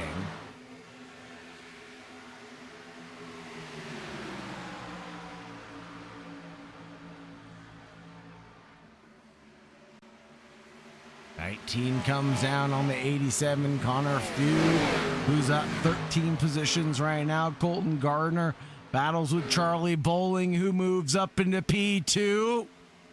Bowling on the recovery drive of his life right now.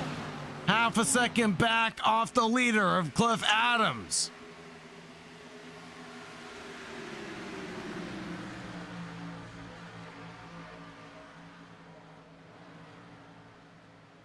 Bowling completely unhinged right now. The 41 cannot keep up with his momentum as he chases down Cliff Adams. The lap times keep ticking away. Here comes Dickerson and Ringer in their battle for 4th and 5th. Across the stripe, it'll be Dickerson ahead of Ringer.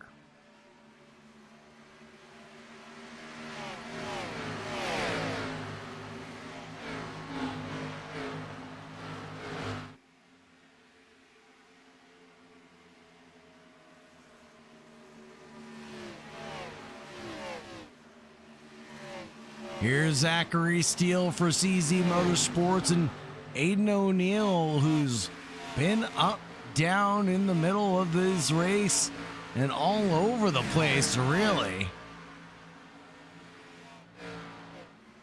Aiden came in on lap 121.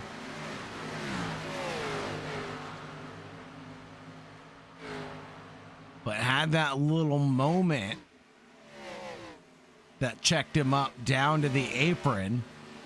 He's been down in P13 and trying to hold on for dear life since.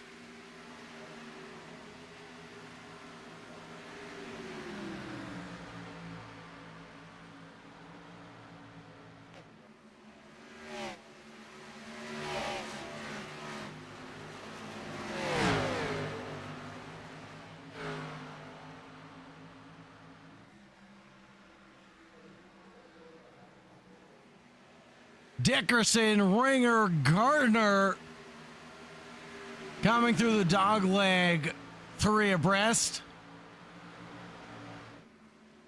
69 to go here for the final stage.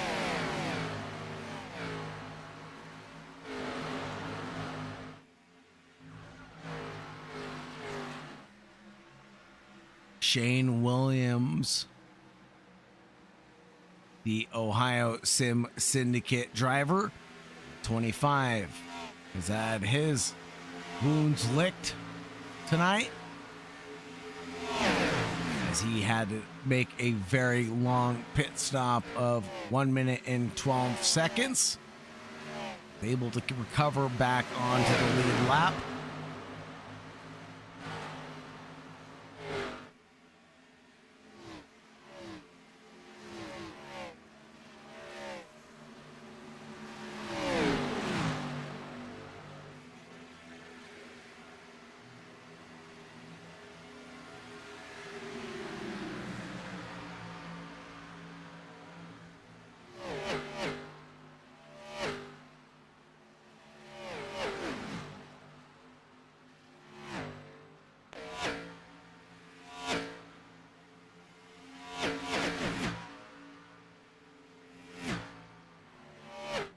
Love the gopher cams here at Charlotte. They're absolutely phenomenal shots.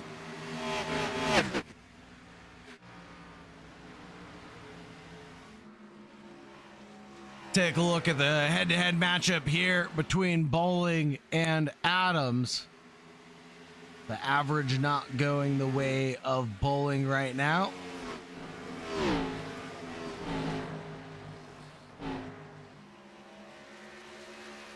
Which is hard to believe, actually.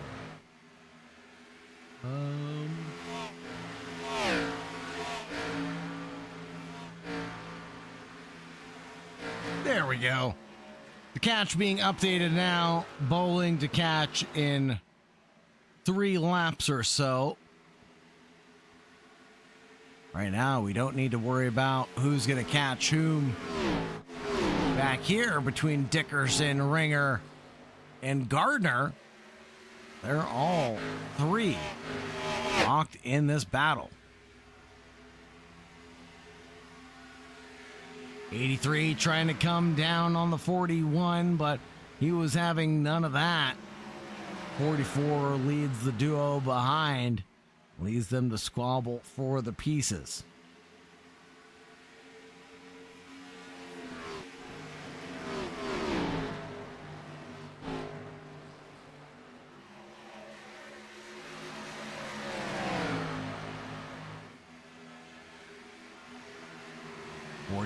Side by side, bring some paint to the 83's door, but now they'll keep plenty of distance between each other, coming through 1 and 2. Whoa, there goes a move. That'll be the 44, looking like he wants to mount an attack on Charlie Bowling.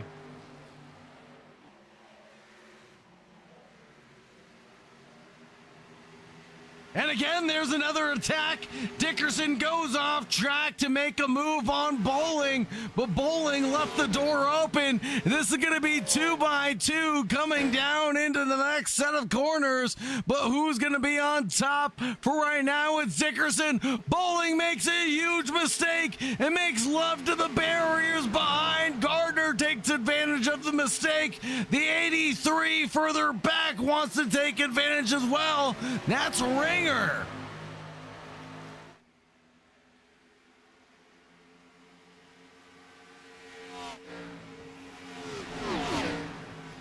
Bowling driving with his heart on his sleeve right now. Perhaps needs to just cool his jets, as getting a little too familiar with the barriers.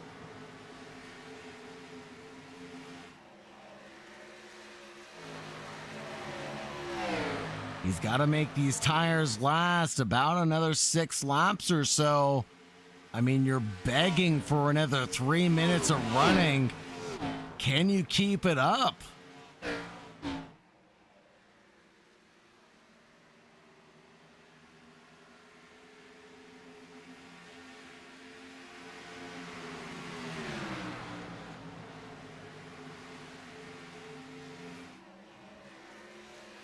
Cheers again for the 83 of Ringer in the chat. Hoping that Benedict can find the momentum that he needs to get through on Bowling. Bowling defends hard but fair, but it's to no avail as Ringer is through. The battle for the lead here lies between Dickerson and Cliff Adams.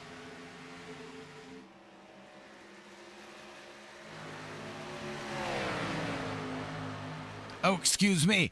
Colton Gardner and Dickerson battle for P2 as Cliff Adams is checked out, still 1.5 up the road.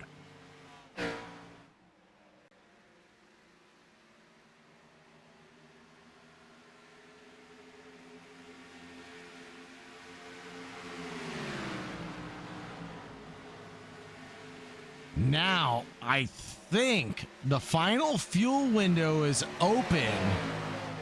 So the drivers came in on lap 121, expecting they can go about 55 laps. It puts you at 170. to, let's say, 177. So you can go all the way to 177. That's nuts. So the drivers can still go another 30 laps of running? No way.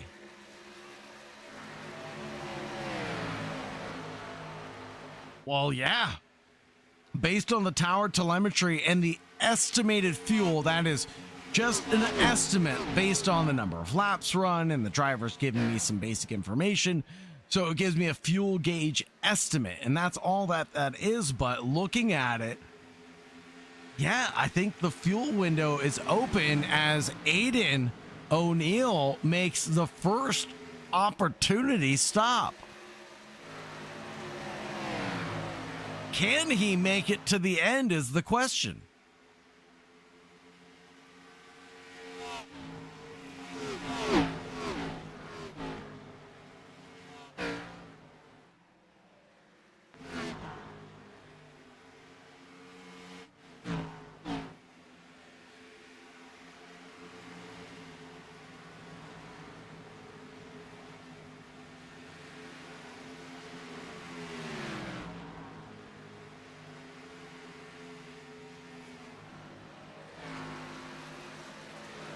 Cal Socha here with Zachary Steele. The 11 and the 88 go through the dog leg side by side, and we'll send it through one side by side as well. 88 carries the momentum on the high groove and sticks to that lane as much as possible. Can't come down yet. The spotter doesn't call clear yet, because it'll be few blocking the low line.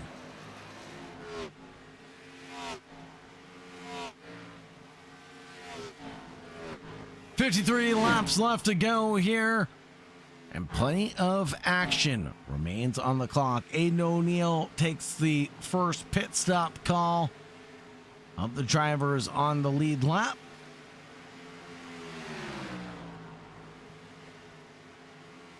And that puts him down into 15th position.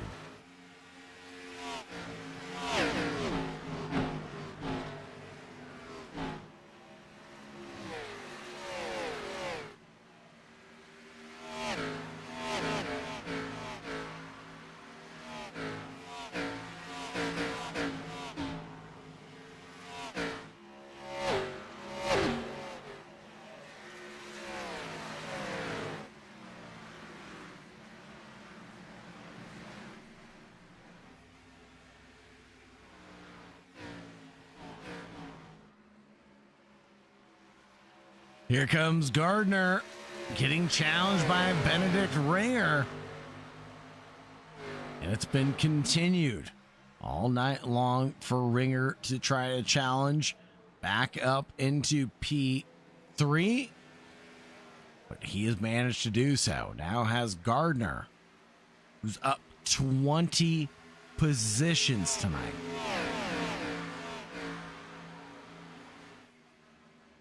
Started the race in P22 and just picked up the pieces along the way.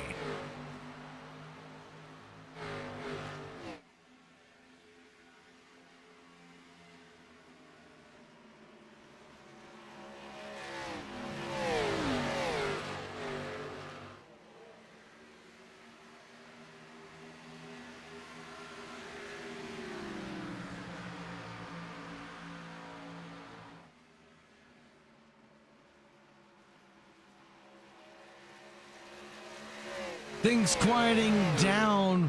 We'll have to check in with our Pickett and Paddock reporter to see if there's anything happening in just a few moments.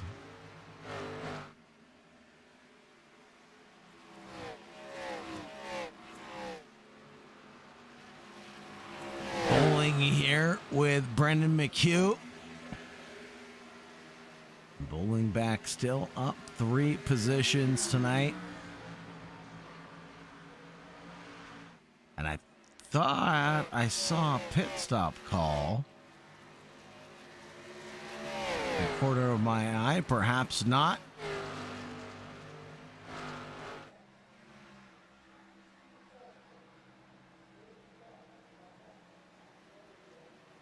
But the battle for the lead continues to rage on.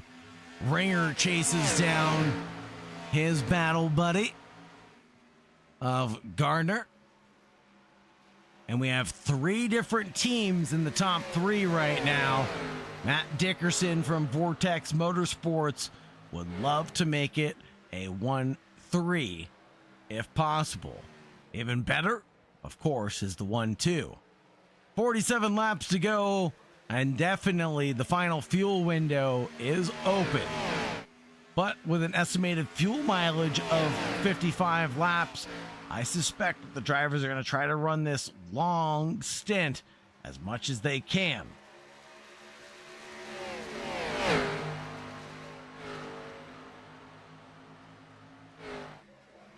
Any word from the pit wall? So far, nothing. And no news is good news. Benedict Ringer still challenging, being challenged by the 44 from Matt Dickerson.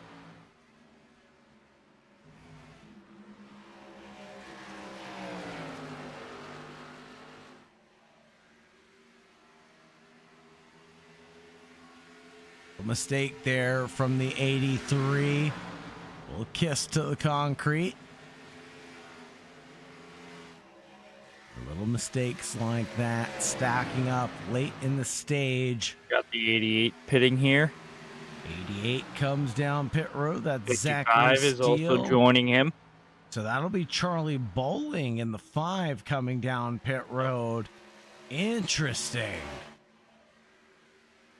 Sorry, my mistake. 55. 55, you're right. Todd Rush Jr. also coming down pit road. So the trio coming down pit road now.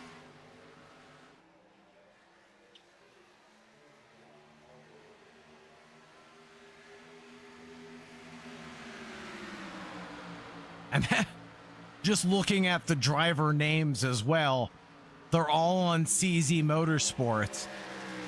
I have a feeling like they have something cooking, as now Timu Joe Gibbs sends Justin Kruger and Kyle Socha into pit lane together. I have a feeling like some teamwork strategies are at play going into the final 50.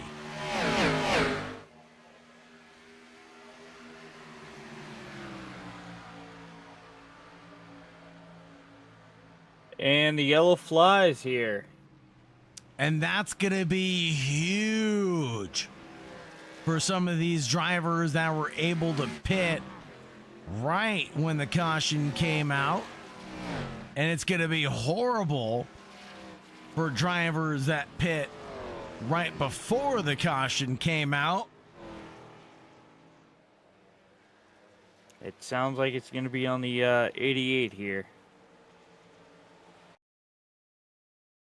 Let's see if we can get a replay of what happened to the 88 Zachary Steele. And it looks like that one was a solo incident. Oh, and just cold tires. Oh, no. Oh, no. Oh, he's able to squeak by. Just narrowly.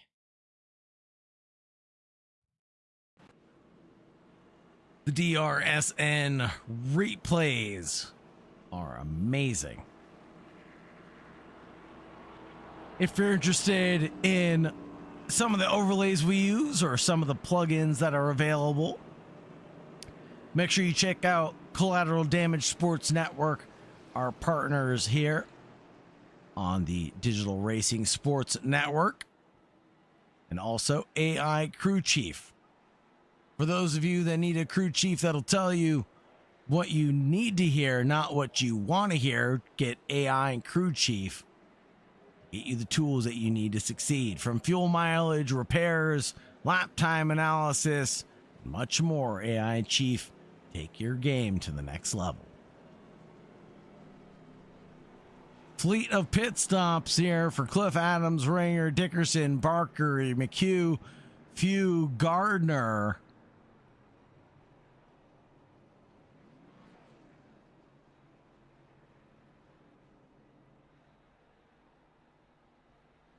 And who stays out to get their laps back? Aiden O'Neill, who came in at 144.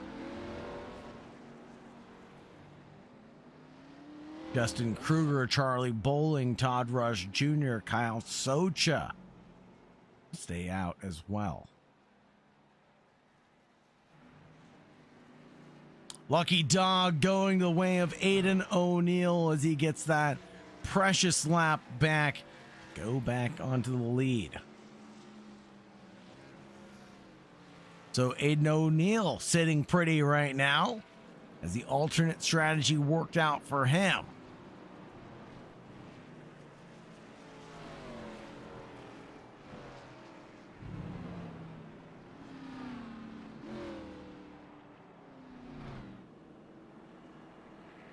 And I'm sure the drivers that took advantage of this yellow flag pit stop are thanking their stars that they waited as long as they did.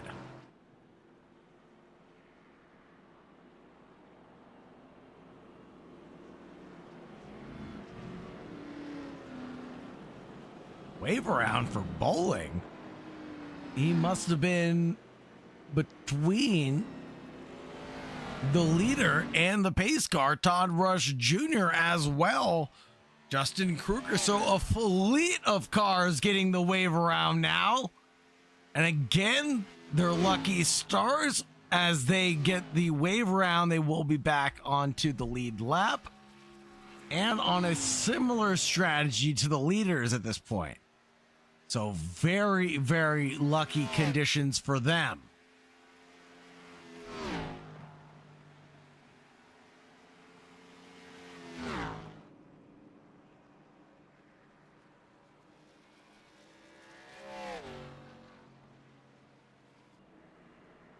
And even better yet for them, if this restart doesn't get waved off, they're going to be charging at maximum speed here in the next few moments when it goes green.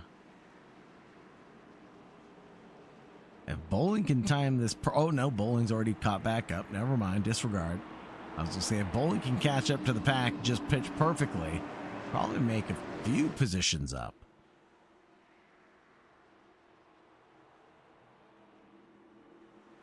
Green, green, green is Garden, Dickerson, Parker, and Ringer in the first two rows. Lead us for the final 38 laps of racing here for the Half Decent Racing League for the Carolina 300.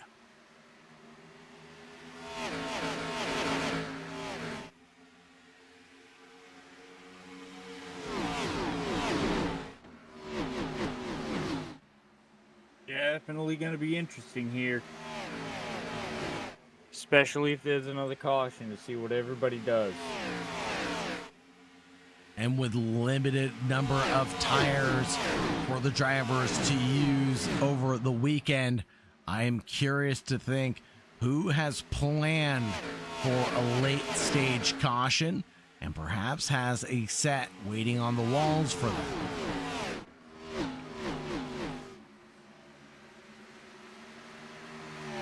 Gardner with a half-second gap. Looking back at Few and Bowling. They're going to continue their side-by-side battle.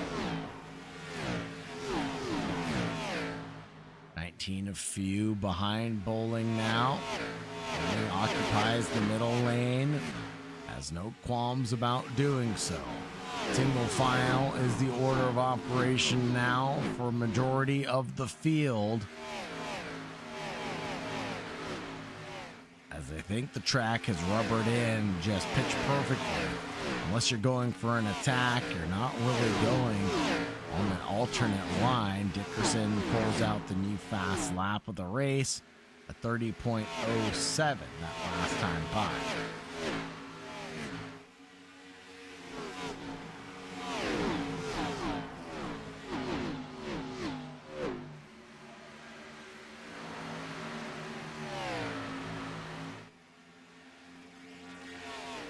Benedict Ringer here from Timu Joe Gibbs Racing.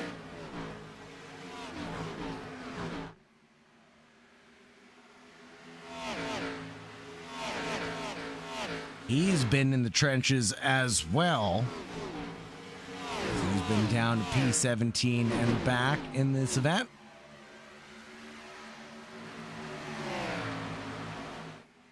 Whoa, there's a big moment for Cliff Adams. He's going to rejoin the racetrack in a very questionable way, but able to keep it clean and green for now.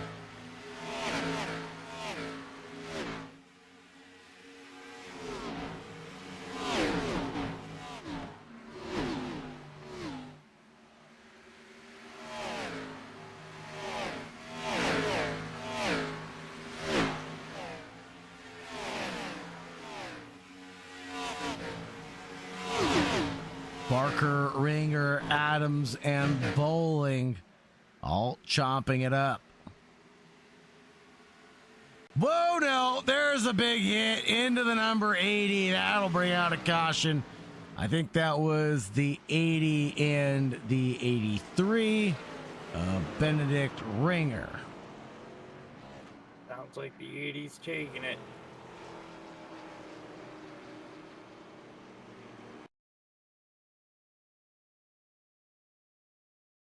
Let's see what happened here to Cliff Adams as he comes into the pits. Oh, he might have drifted up high on the 83, and that's why he's seemingly claiming responsibility on that one.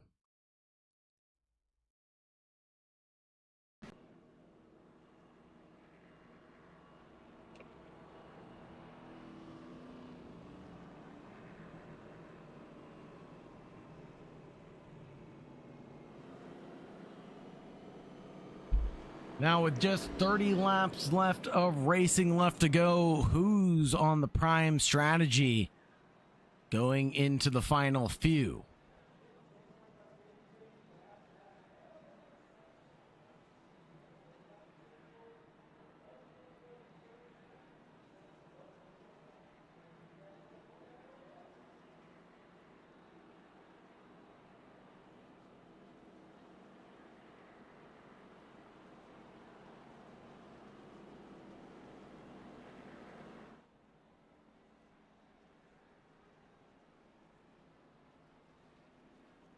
There we go. A few drivers taking the pit stop.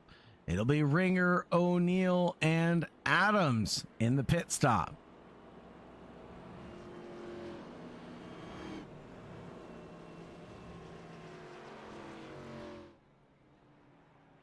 It was just confirmed the 80 came up into the 83.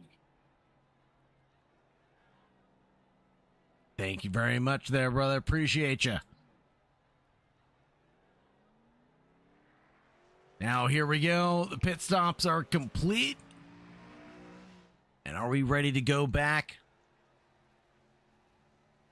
Green flag running, or are we still behind the pace car? We are, as Steele gets the lucky dog.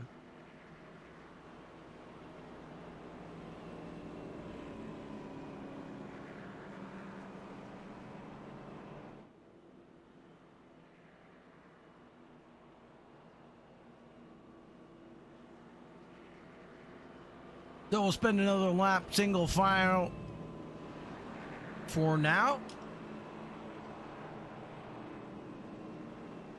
This definitely spices things up a little bit.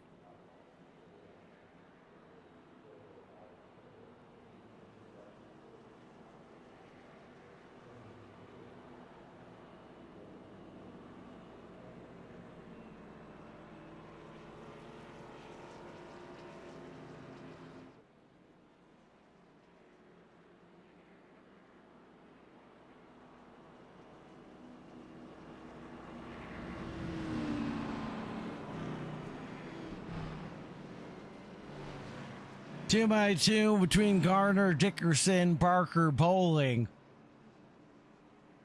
Just phenomenal run from Bowling tonight to just keep his nose in it. Keep it clean. Come back in that number 5 tonight. The CarQuest machine has done a great job.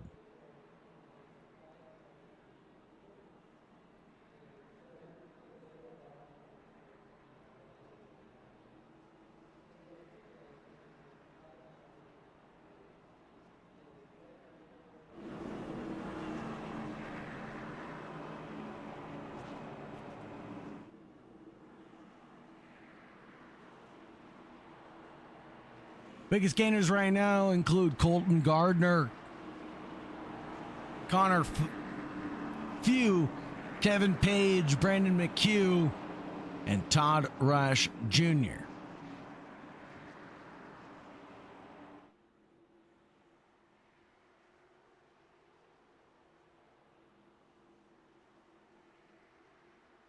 Here we go. Green, green, green.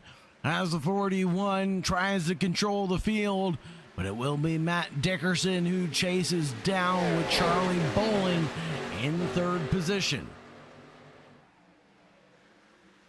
Bowling breaks away from the number 12, the 32 of Brandon McHugh, and the Vortex Motorsports team tries to follow suit tonight.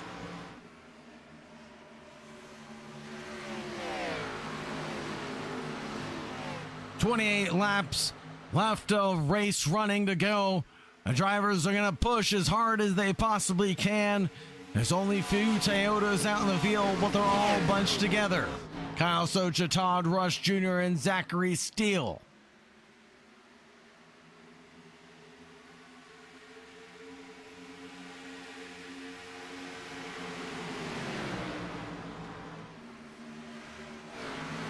'87 getting a little squirrely there. Weaving around more than my knitting grandma.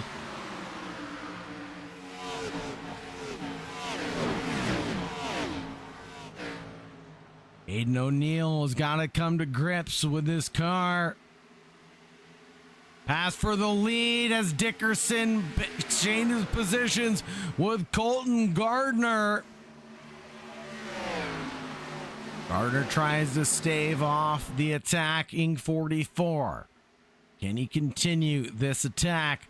I don't think so. Gonna chase through the dog leg. And now he can challenge for the lead. Dickerson snaps right back. They're gonna continue side by side with 25 to go. And Charlie Bowling is licking his lips saying, "Yeah, boys, you guys go have at it. I'll just be here to pick up the pieces in a few laps. Don't worry about me." As Bowling has been to absolute hell and back this evening.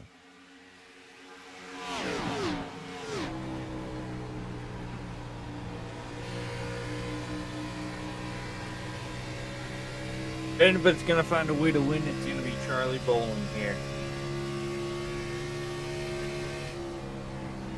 Absolutely.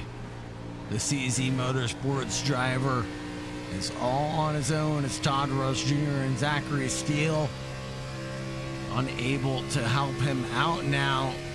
He loses touch with the drivers around. Checking out the few. I was going to say the fudge, but definitely not the fudge. He's the few. Number 19, Mustang. Pushes 155 miles an hour through the apex. A little bit of wall grab there from Brandon McHugh up ahead.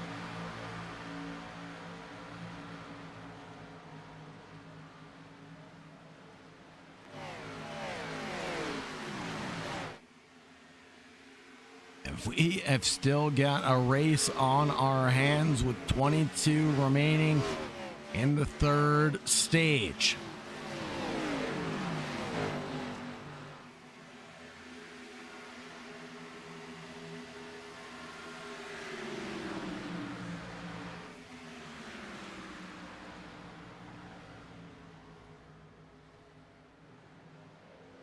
'32 of Brennan McHugh.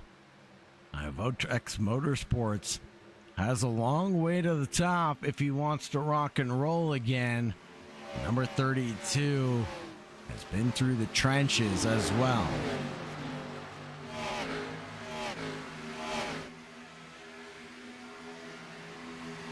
Down to a low of P16, but up to a high of P3. He's looking for that high again on the racetrack. But as time starts to run out for McHugh, we only have 20 laps left to go. I wonder what kind of work he can do.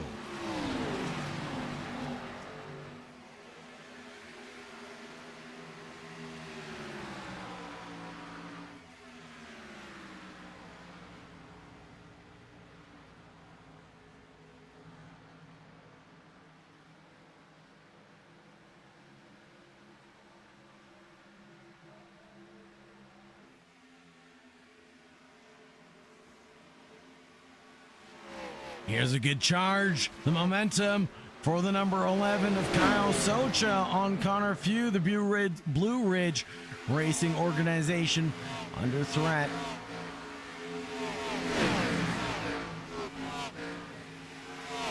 Trying to get all cars secured into the top 10 tonight for the Blue Ridge Racing team. 41 and the 12 are in second and third.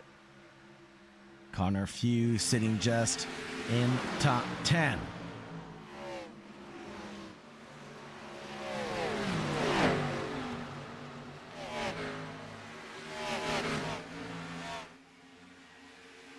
Up ahead, here's Dickerson and Gardner.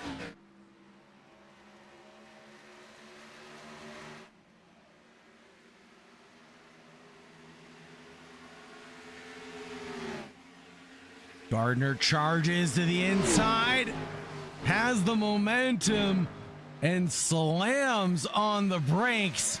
The 41 tries to give a pinch to the 44 to the wall, but Dickerson is going to hang in there.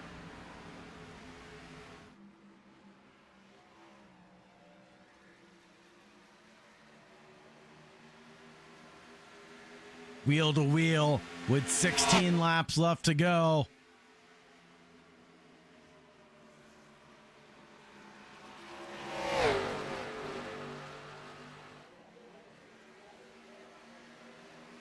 A lot of respect given there between Dickerson and Gardner as they want to go as hard as possible, but they leave enough respect for each other between each other's cars to not have any incidents pop off.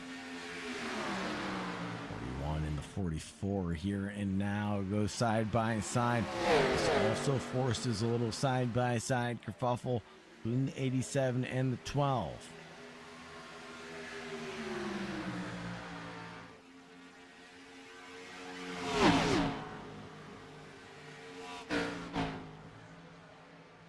Nearly identical lap last time by.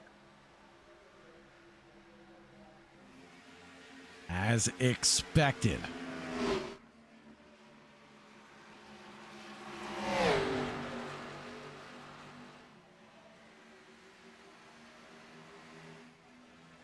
Colton Gardner, Matt Dickerson trying to drag it out with 13 left.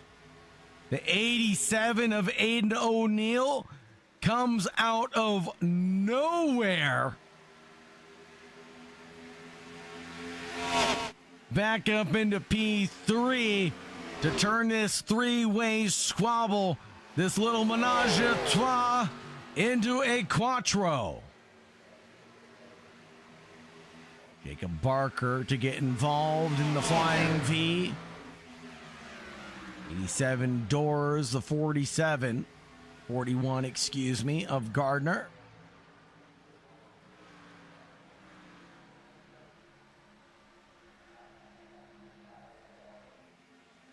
I think the 41 is going to return the favor here. Dives to the inside. The 41 of Dickerson makes this 3 wide, coming through turn number 3. Out of 4 into the dogleg. Things are going to get squirrely in the pass for the lead. Colton Gardner grabs it.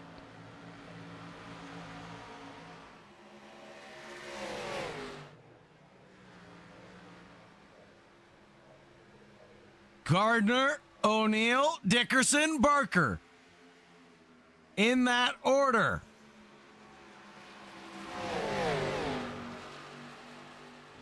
O'Neill, the fastest 5 for 5 average.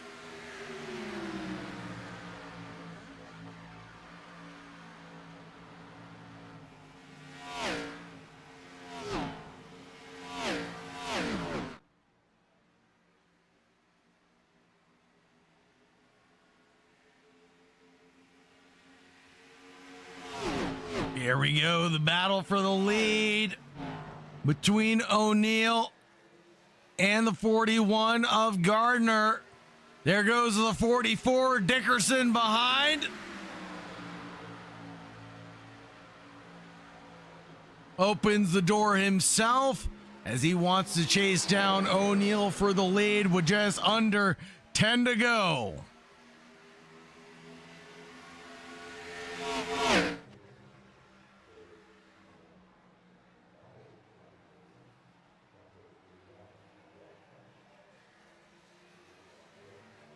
.44 bangs doors with the 41 of Colton Gardner. They make it through unscathed.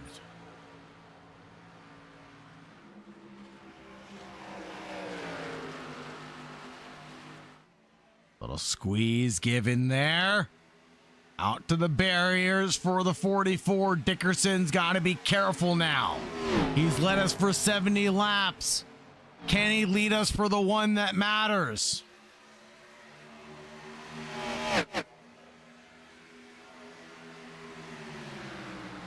Socha, Few, McHugh, locked in battle. But up ahead, it's the 87 and the 44 exchanging blows now for the lead here at Charlotte. And it will be a late dive from O'Neill on Dickerson. Gardner wants to make up ground as well. Through the dog leg, the 87 has the preferred line. The 44 can carry the middle ground through 1 and 2, though.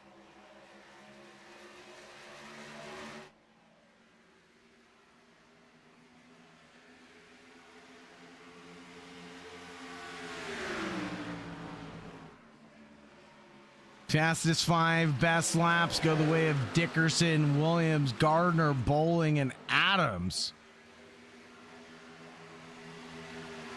So Dickerson showcasing what he's made of as we can break down the final 5.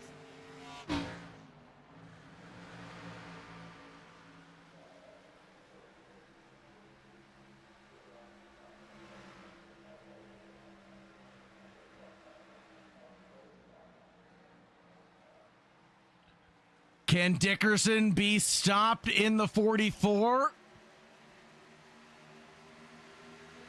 Gardner in the 41, too far back to make anything happen.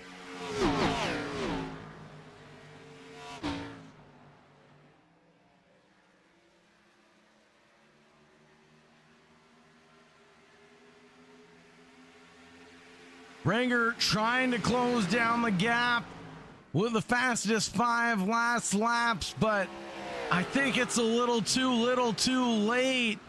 It's all up to Dickerson and Gardner here and now.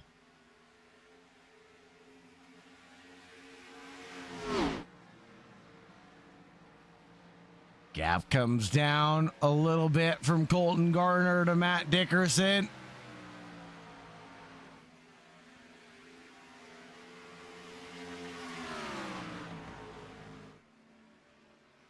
Here we go. The move is on. Or is it? It's so tight of a margin. The 44 narrowly ahead of the 41 right now. Colton Gardner and Matt Dickerson sliding through the dog leg in through 1. It will be a door open for the 41 who presents himself alongside at turn 2's exit. This is going to be a drag to the line with 2 to go. We're hoping to see the white flag come out to get us a green flag run to the checkered. Here we go, through the dog leg, 1 to go. This is gonna be it, folks. Matt Dickerson, Colton Gardner, side by side through 1 and 2. The 41 of Dickerson carries the speed and momentum on the way through that middle groove, but Dickerson on the high line tries to challenge back. The 41, lick of the step, ascend. He parks it on the apex. The 44 nails the 41 in the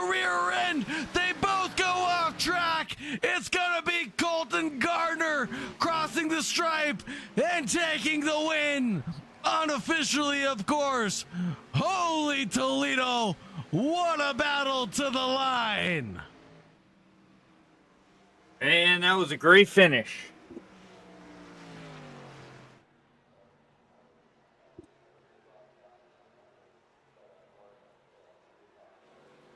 Take a look at the race results very quickly. Colton Gardner, Matt Dickerson, Aiden O'Neill, the 1, 2, 3. Colton Gardner with 21 positions gained. Dickerson with most laps led. Fast lap, pole position. Barker in 4th, Ringer in 5th, Bowling in 6th, Kruger, Socha, Few, McHugh, Todd Rush Jr., Zachary Steele, Cliff Adams, Kevin Page, Matthew Hobbs, Shane Williams, Dylan McLean, Sean McLean, Mark Oyser, Jesse Singleton, Atomo, Robbins, Kibbe, Starcher, and the admin team. I thought Gardner was going to do we're going to let him burn it down, but he's just gone straight back to his pit stall. Here's someone doing donuts there.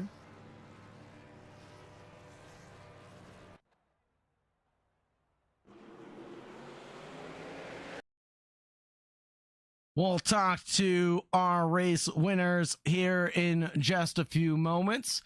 We'll get them the opportunity to get loaded up into the interview waiting room.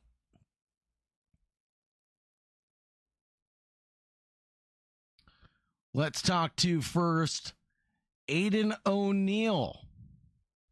Now, Aiden O'Neill, driver of the number 87, we talked to you quite a bit, it feels like, but probably not enough for O'Neill Racing. Oh no, you weren't in Discord, so we didn't get to talk to you this race. No, I was hiding, so that's my bad. No, all good. I would hide from me too, to be honest with you. But anyways, P3 for the 87 tonight, especially after the roller coaster ride that you had tonight. I mean, just looking at the timeline here, you got to feel pretty good about the result at the end of the day. Oh, absolutely. Stage 1 was a roller coaster, and we managed to survive that without using the faster pair, which I'm proud of. And then had a good tire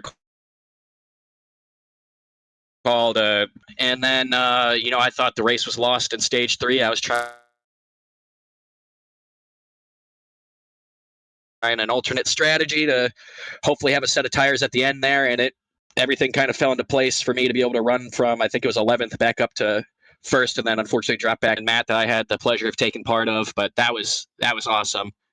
Yeah, I mean, just an amazing drag there to the line as well. I mean, great battles all around. Any big highlights or any big shout outs that you want to make on the podium tonight?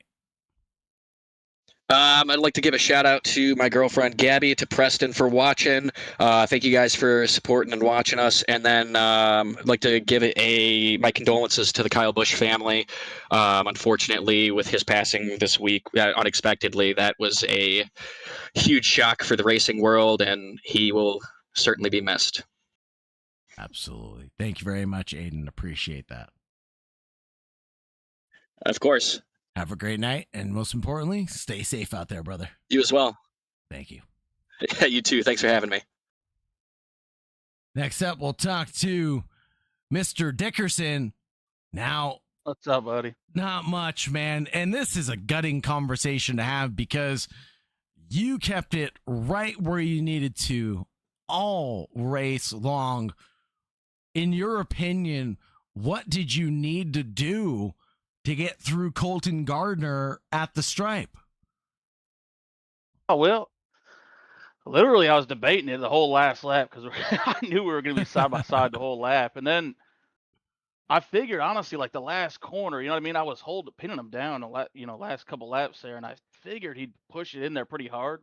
Yeah. Even if he would get in my door a little bit. So I was like, maybe I figured I'd try the crossover. I'd back out and hoping he would slide up, but He was parked smart, it. and he was smart and he parked it. And then I tried to get him I tried to just bump him and slide him up, but I hit him way harder, so I got out of it. I wasn't gonna total him for the, you know what I mean? Yeah, I'm not like that. 100%. So I tapped him and seen how sideways the guy's like, nah, I'm gonna back out of this. I don't like doing that. So that was one of the most fun races I've ever had. Like them last like 50 or so laps, we were just battling like nonstop. It was so fun.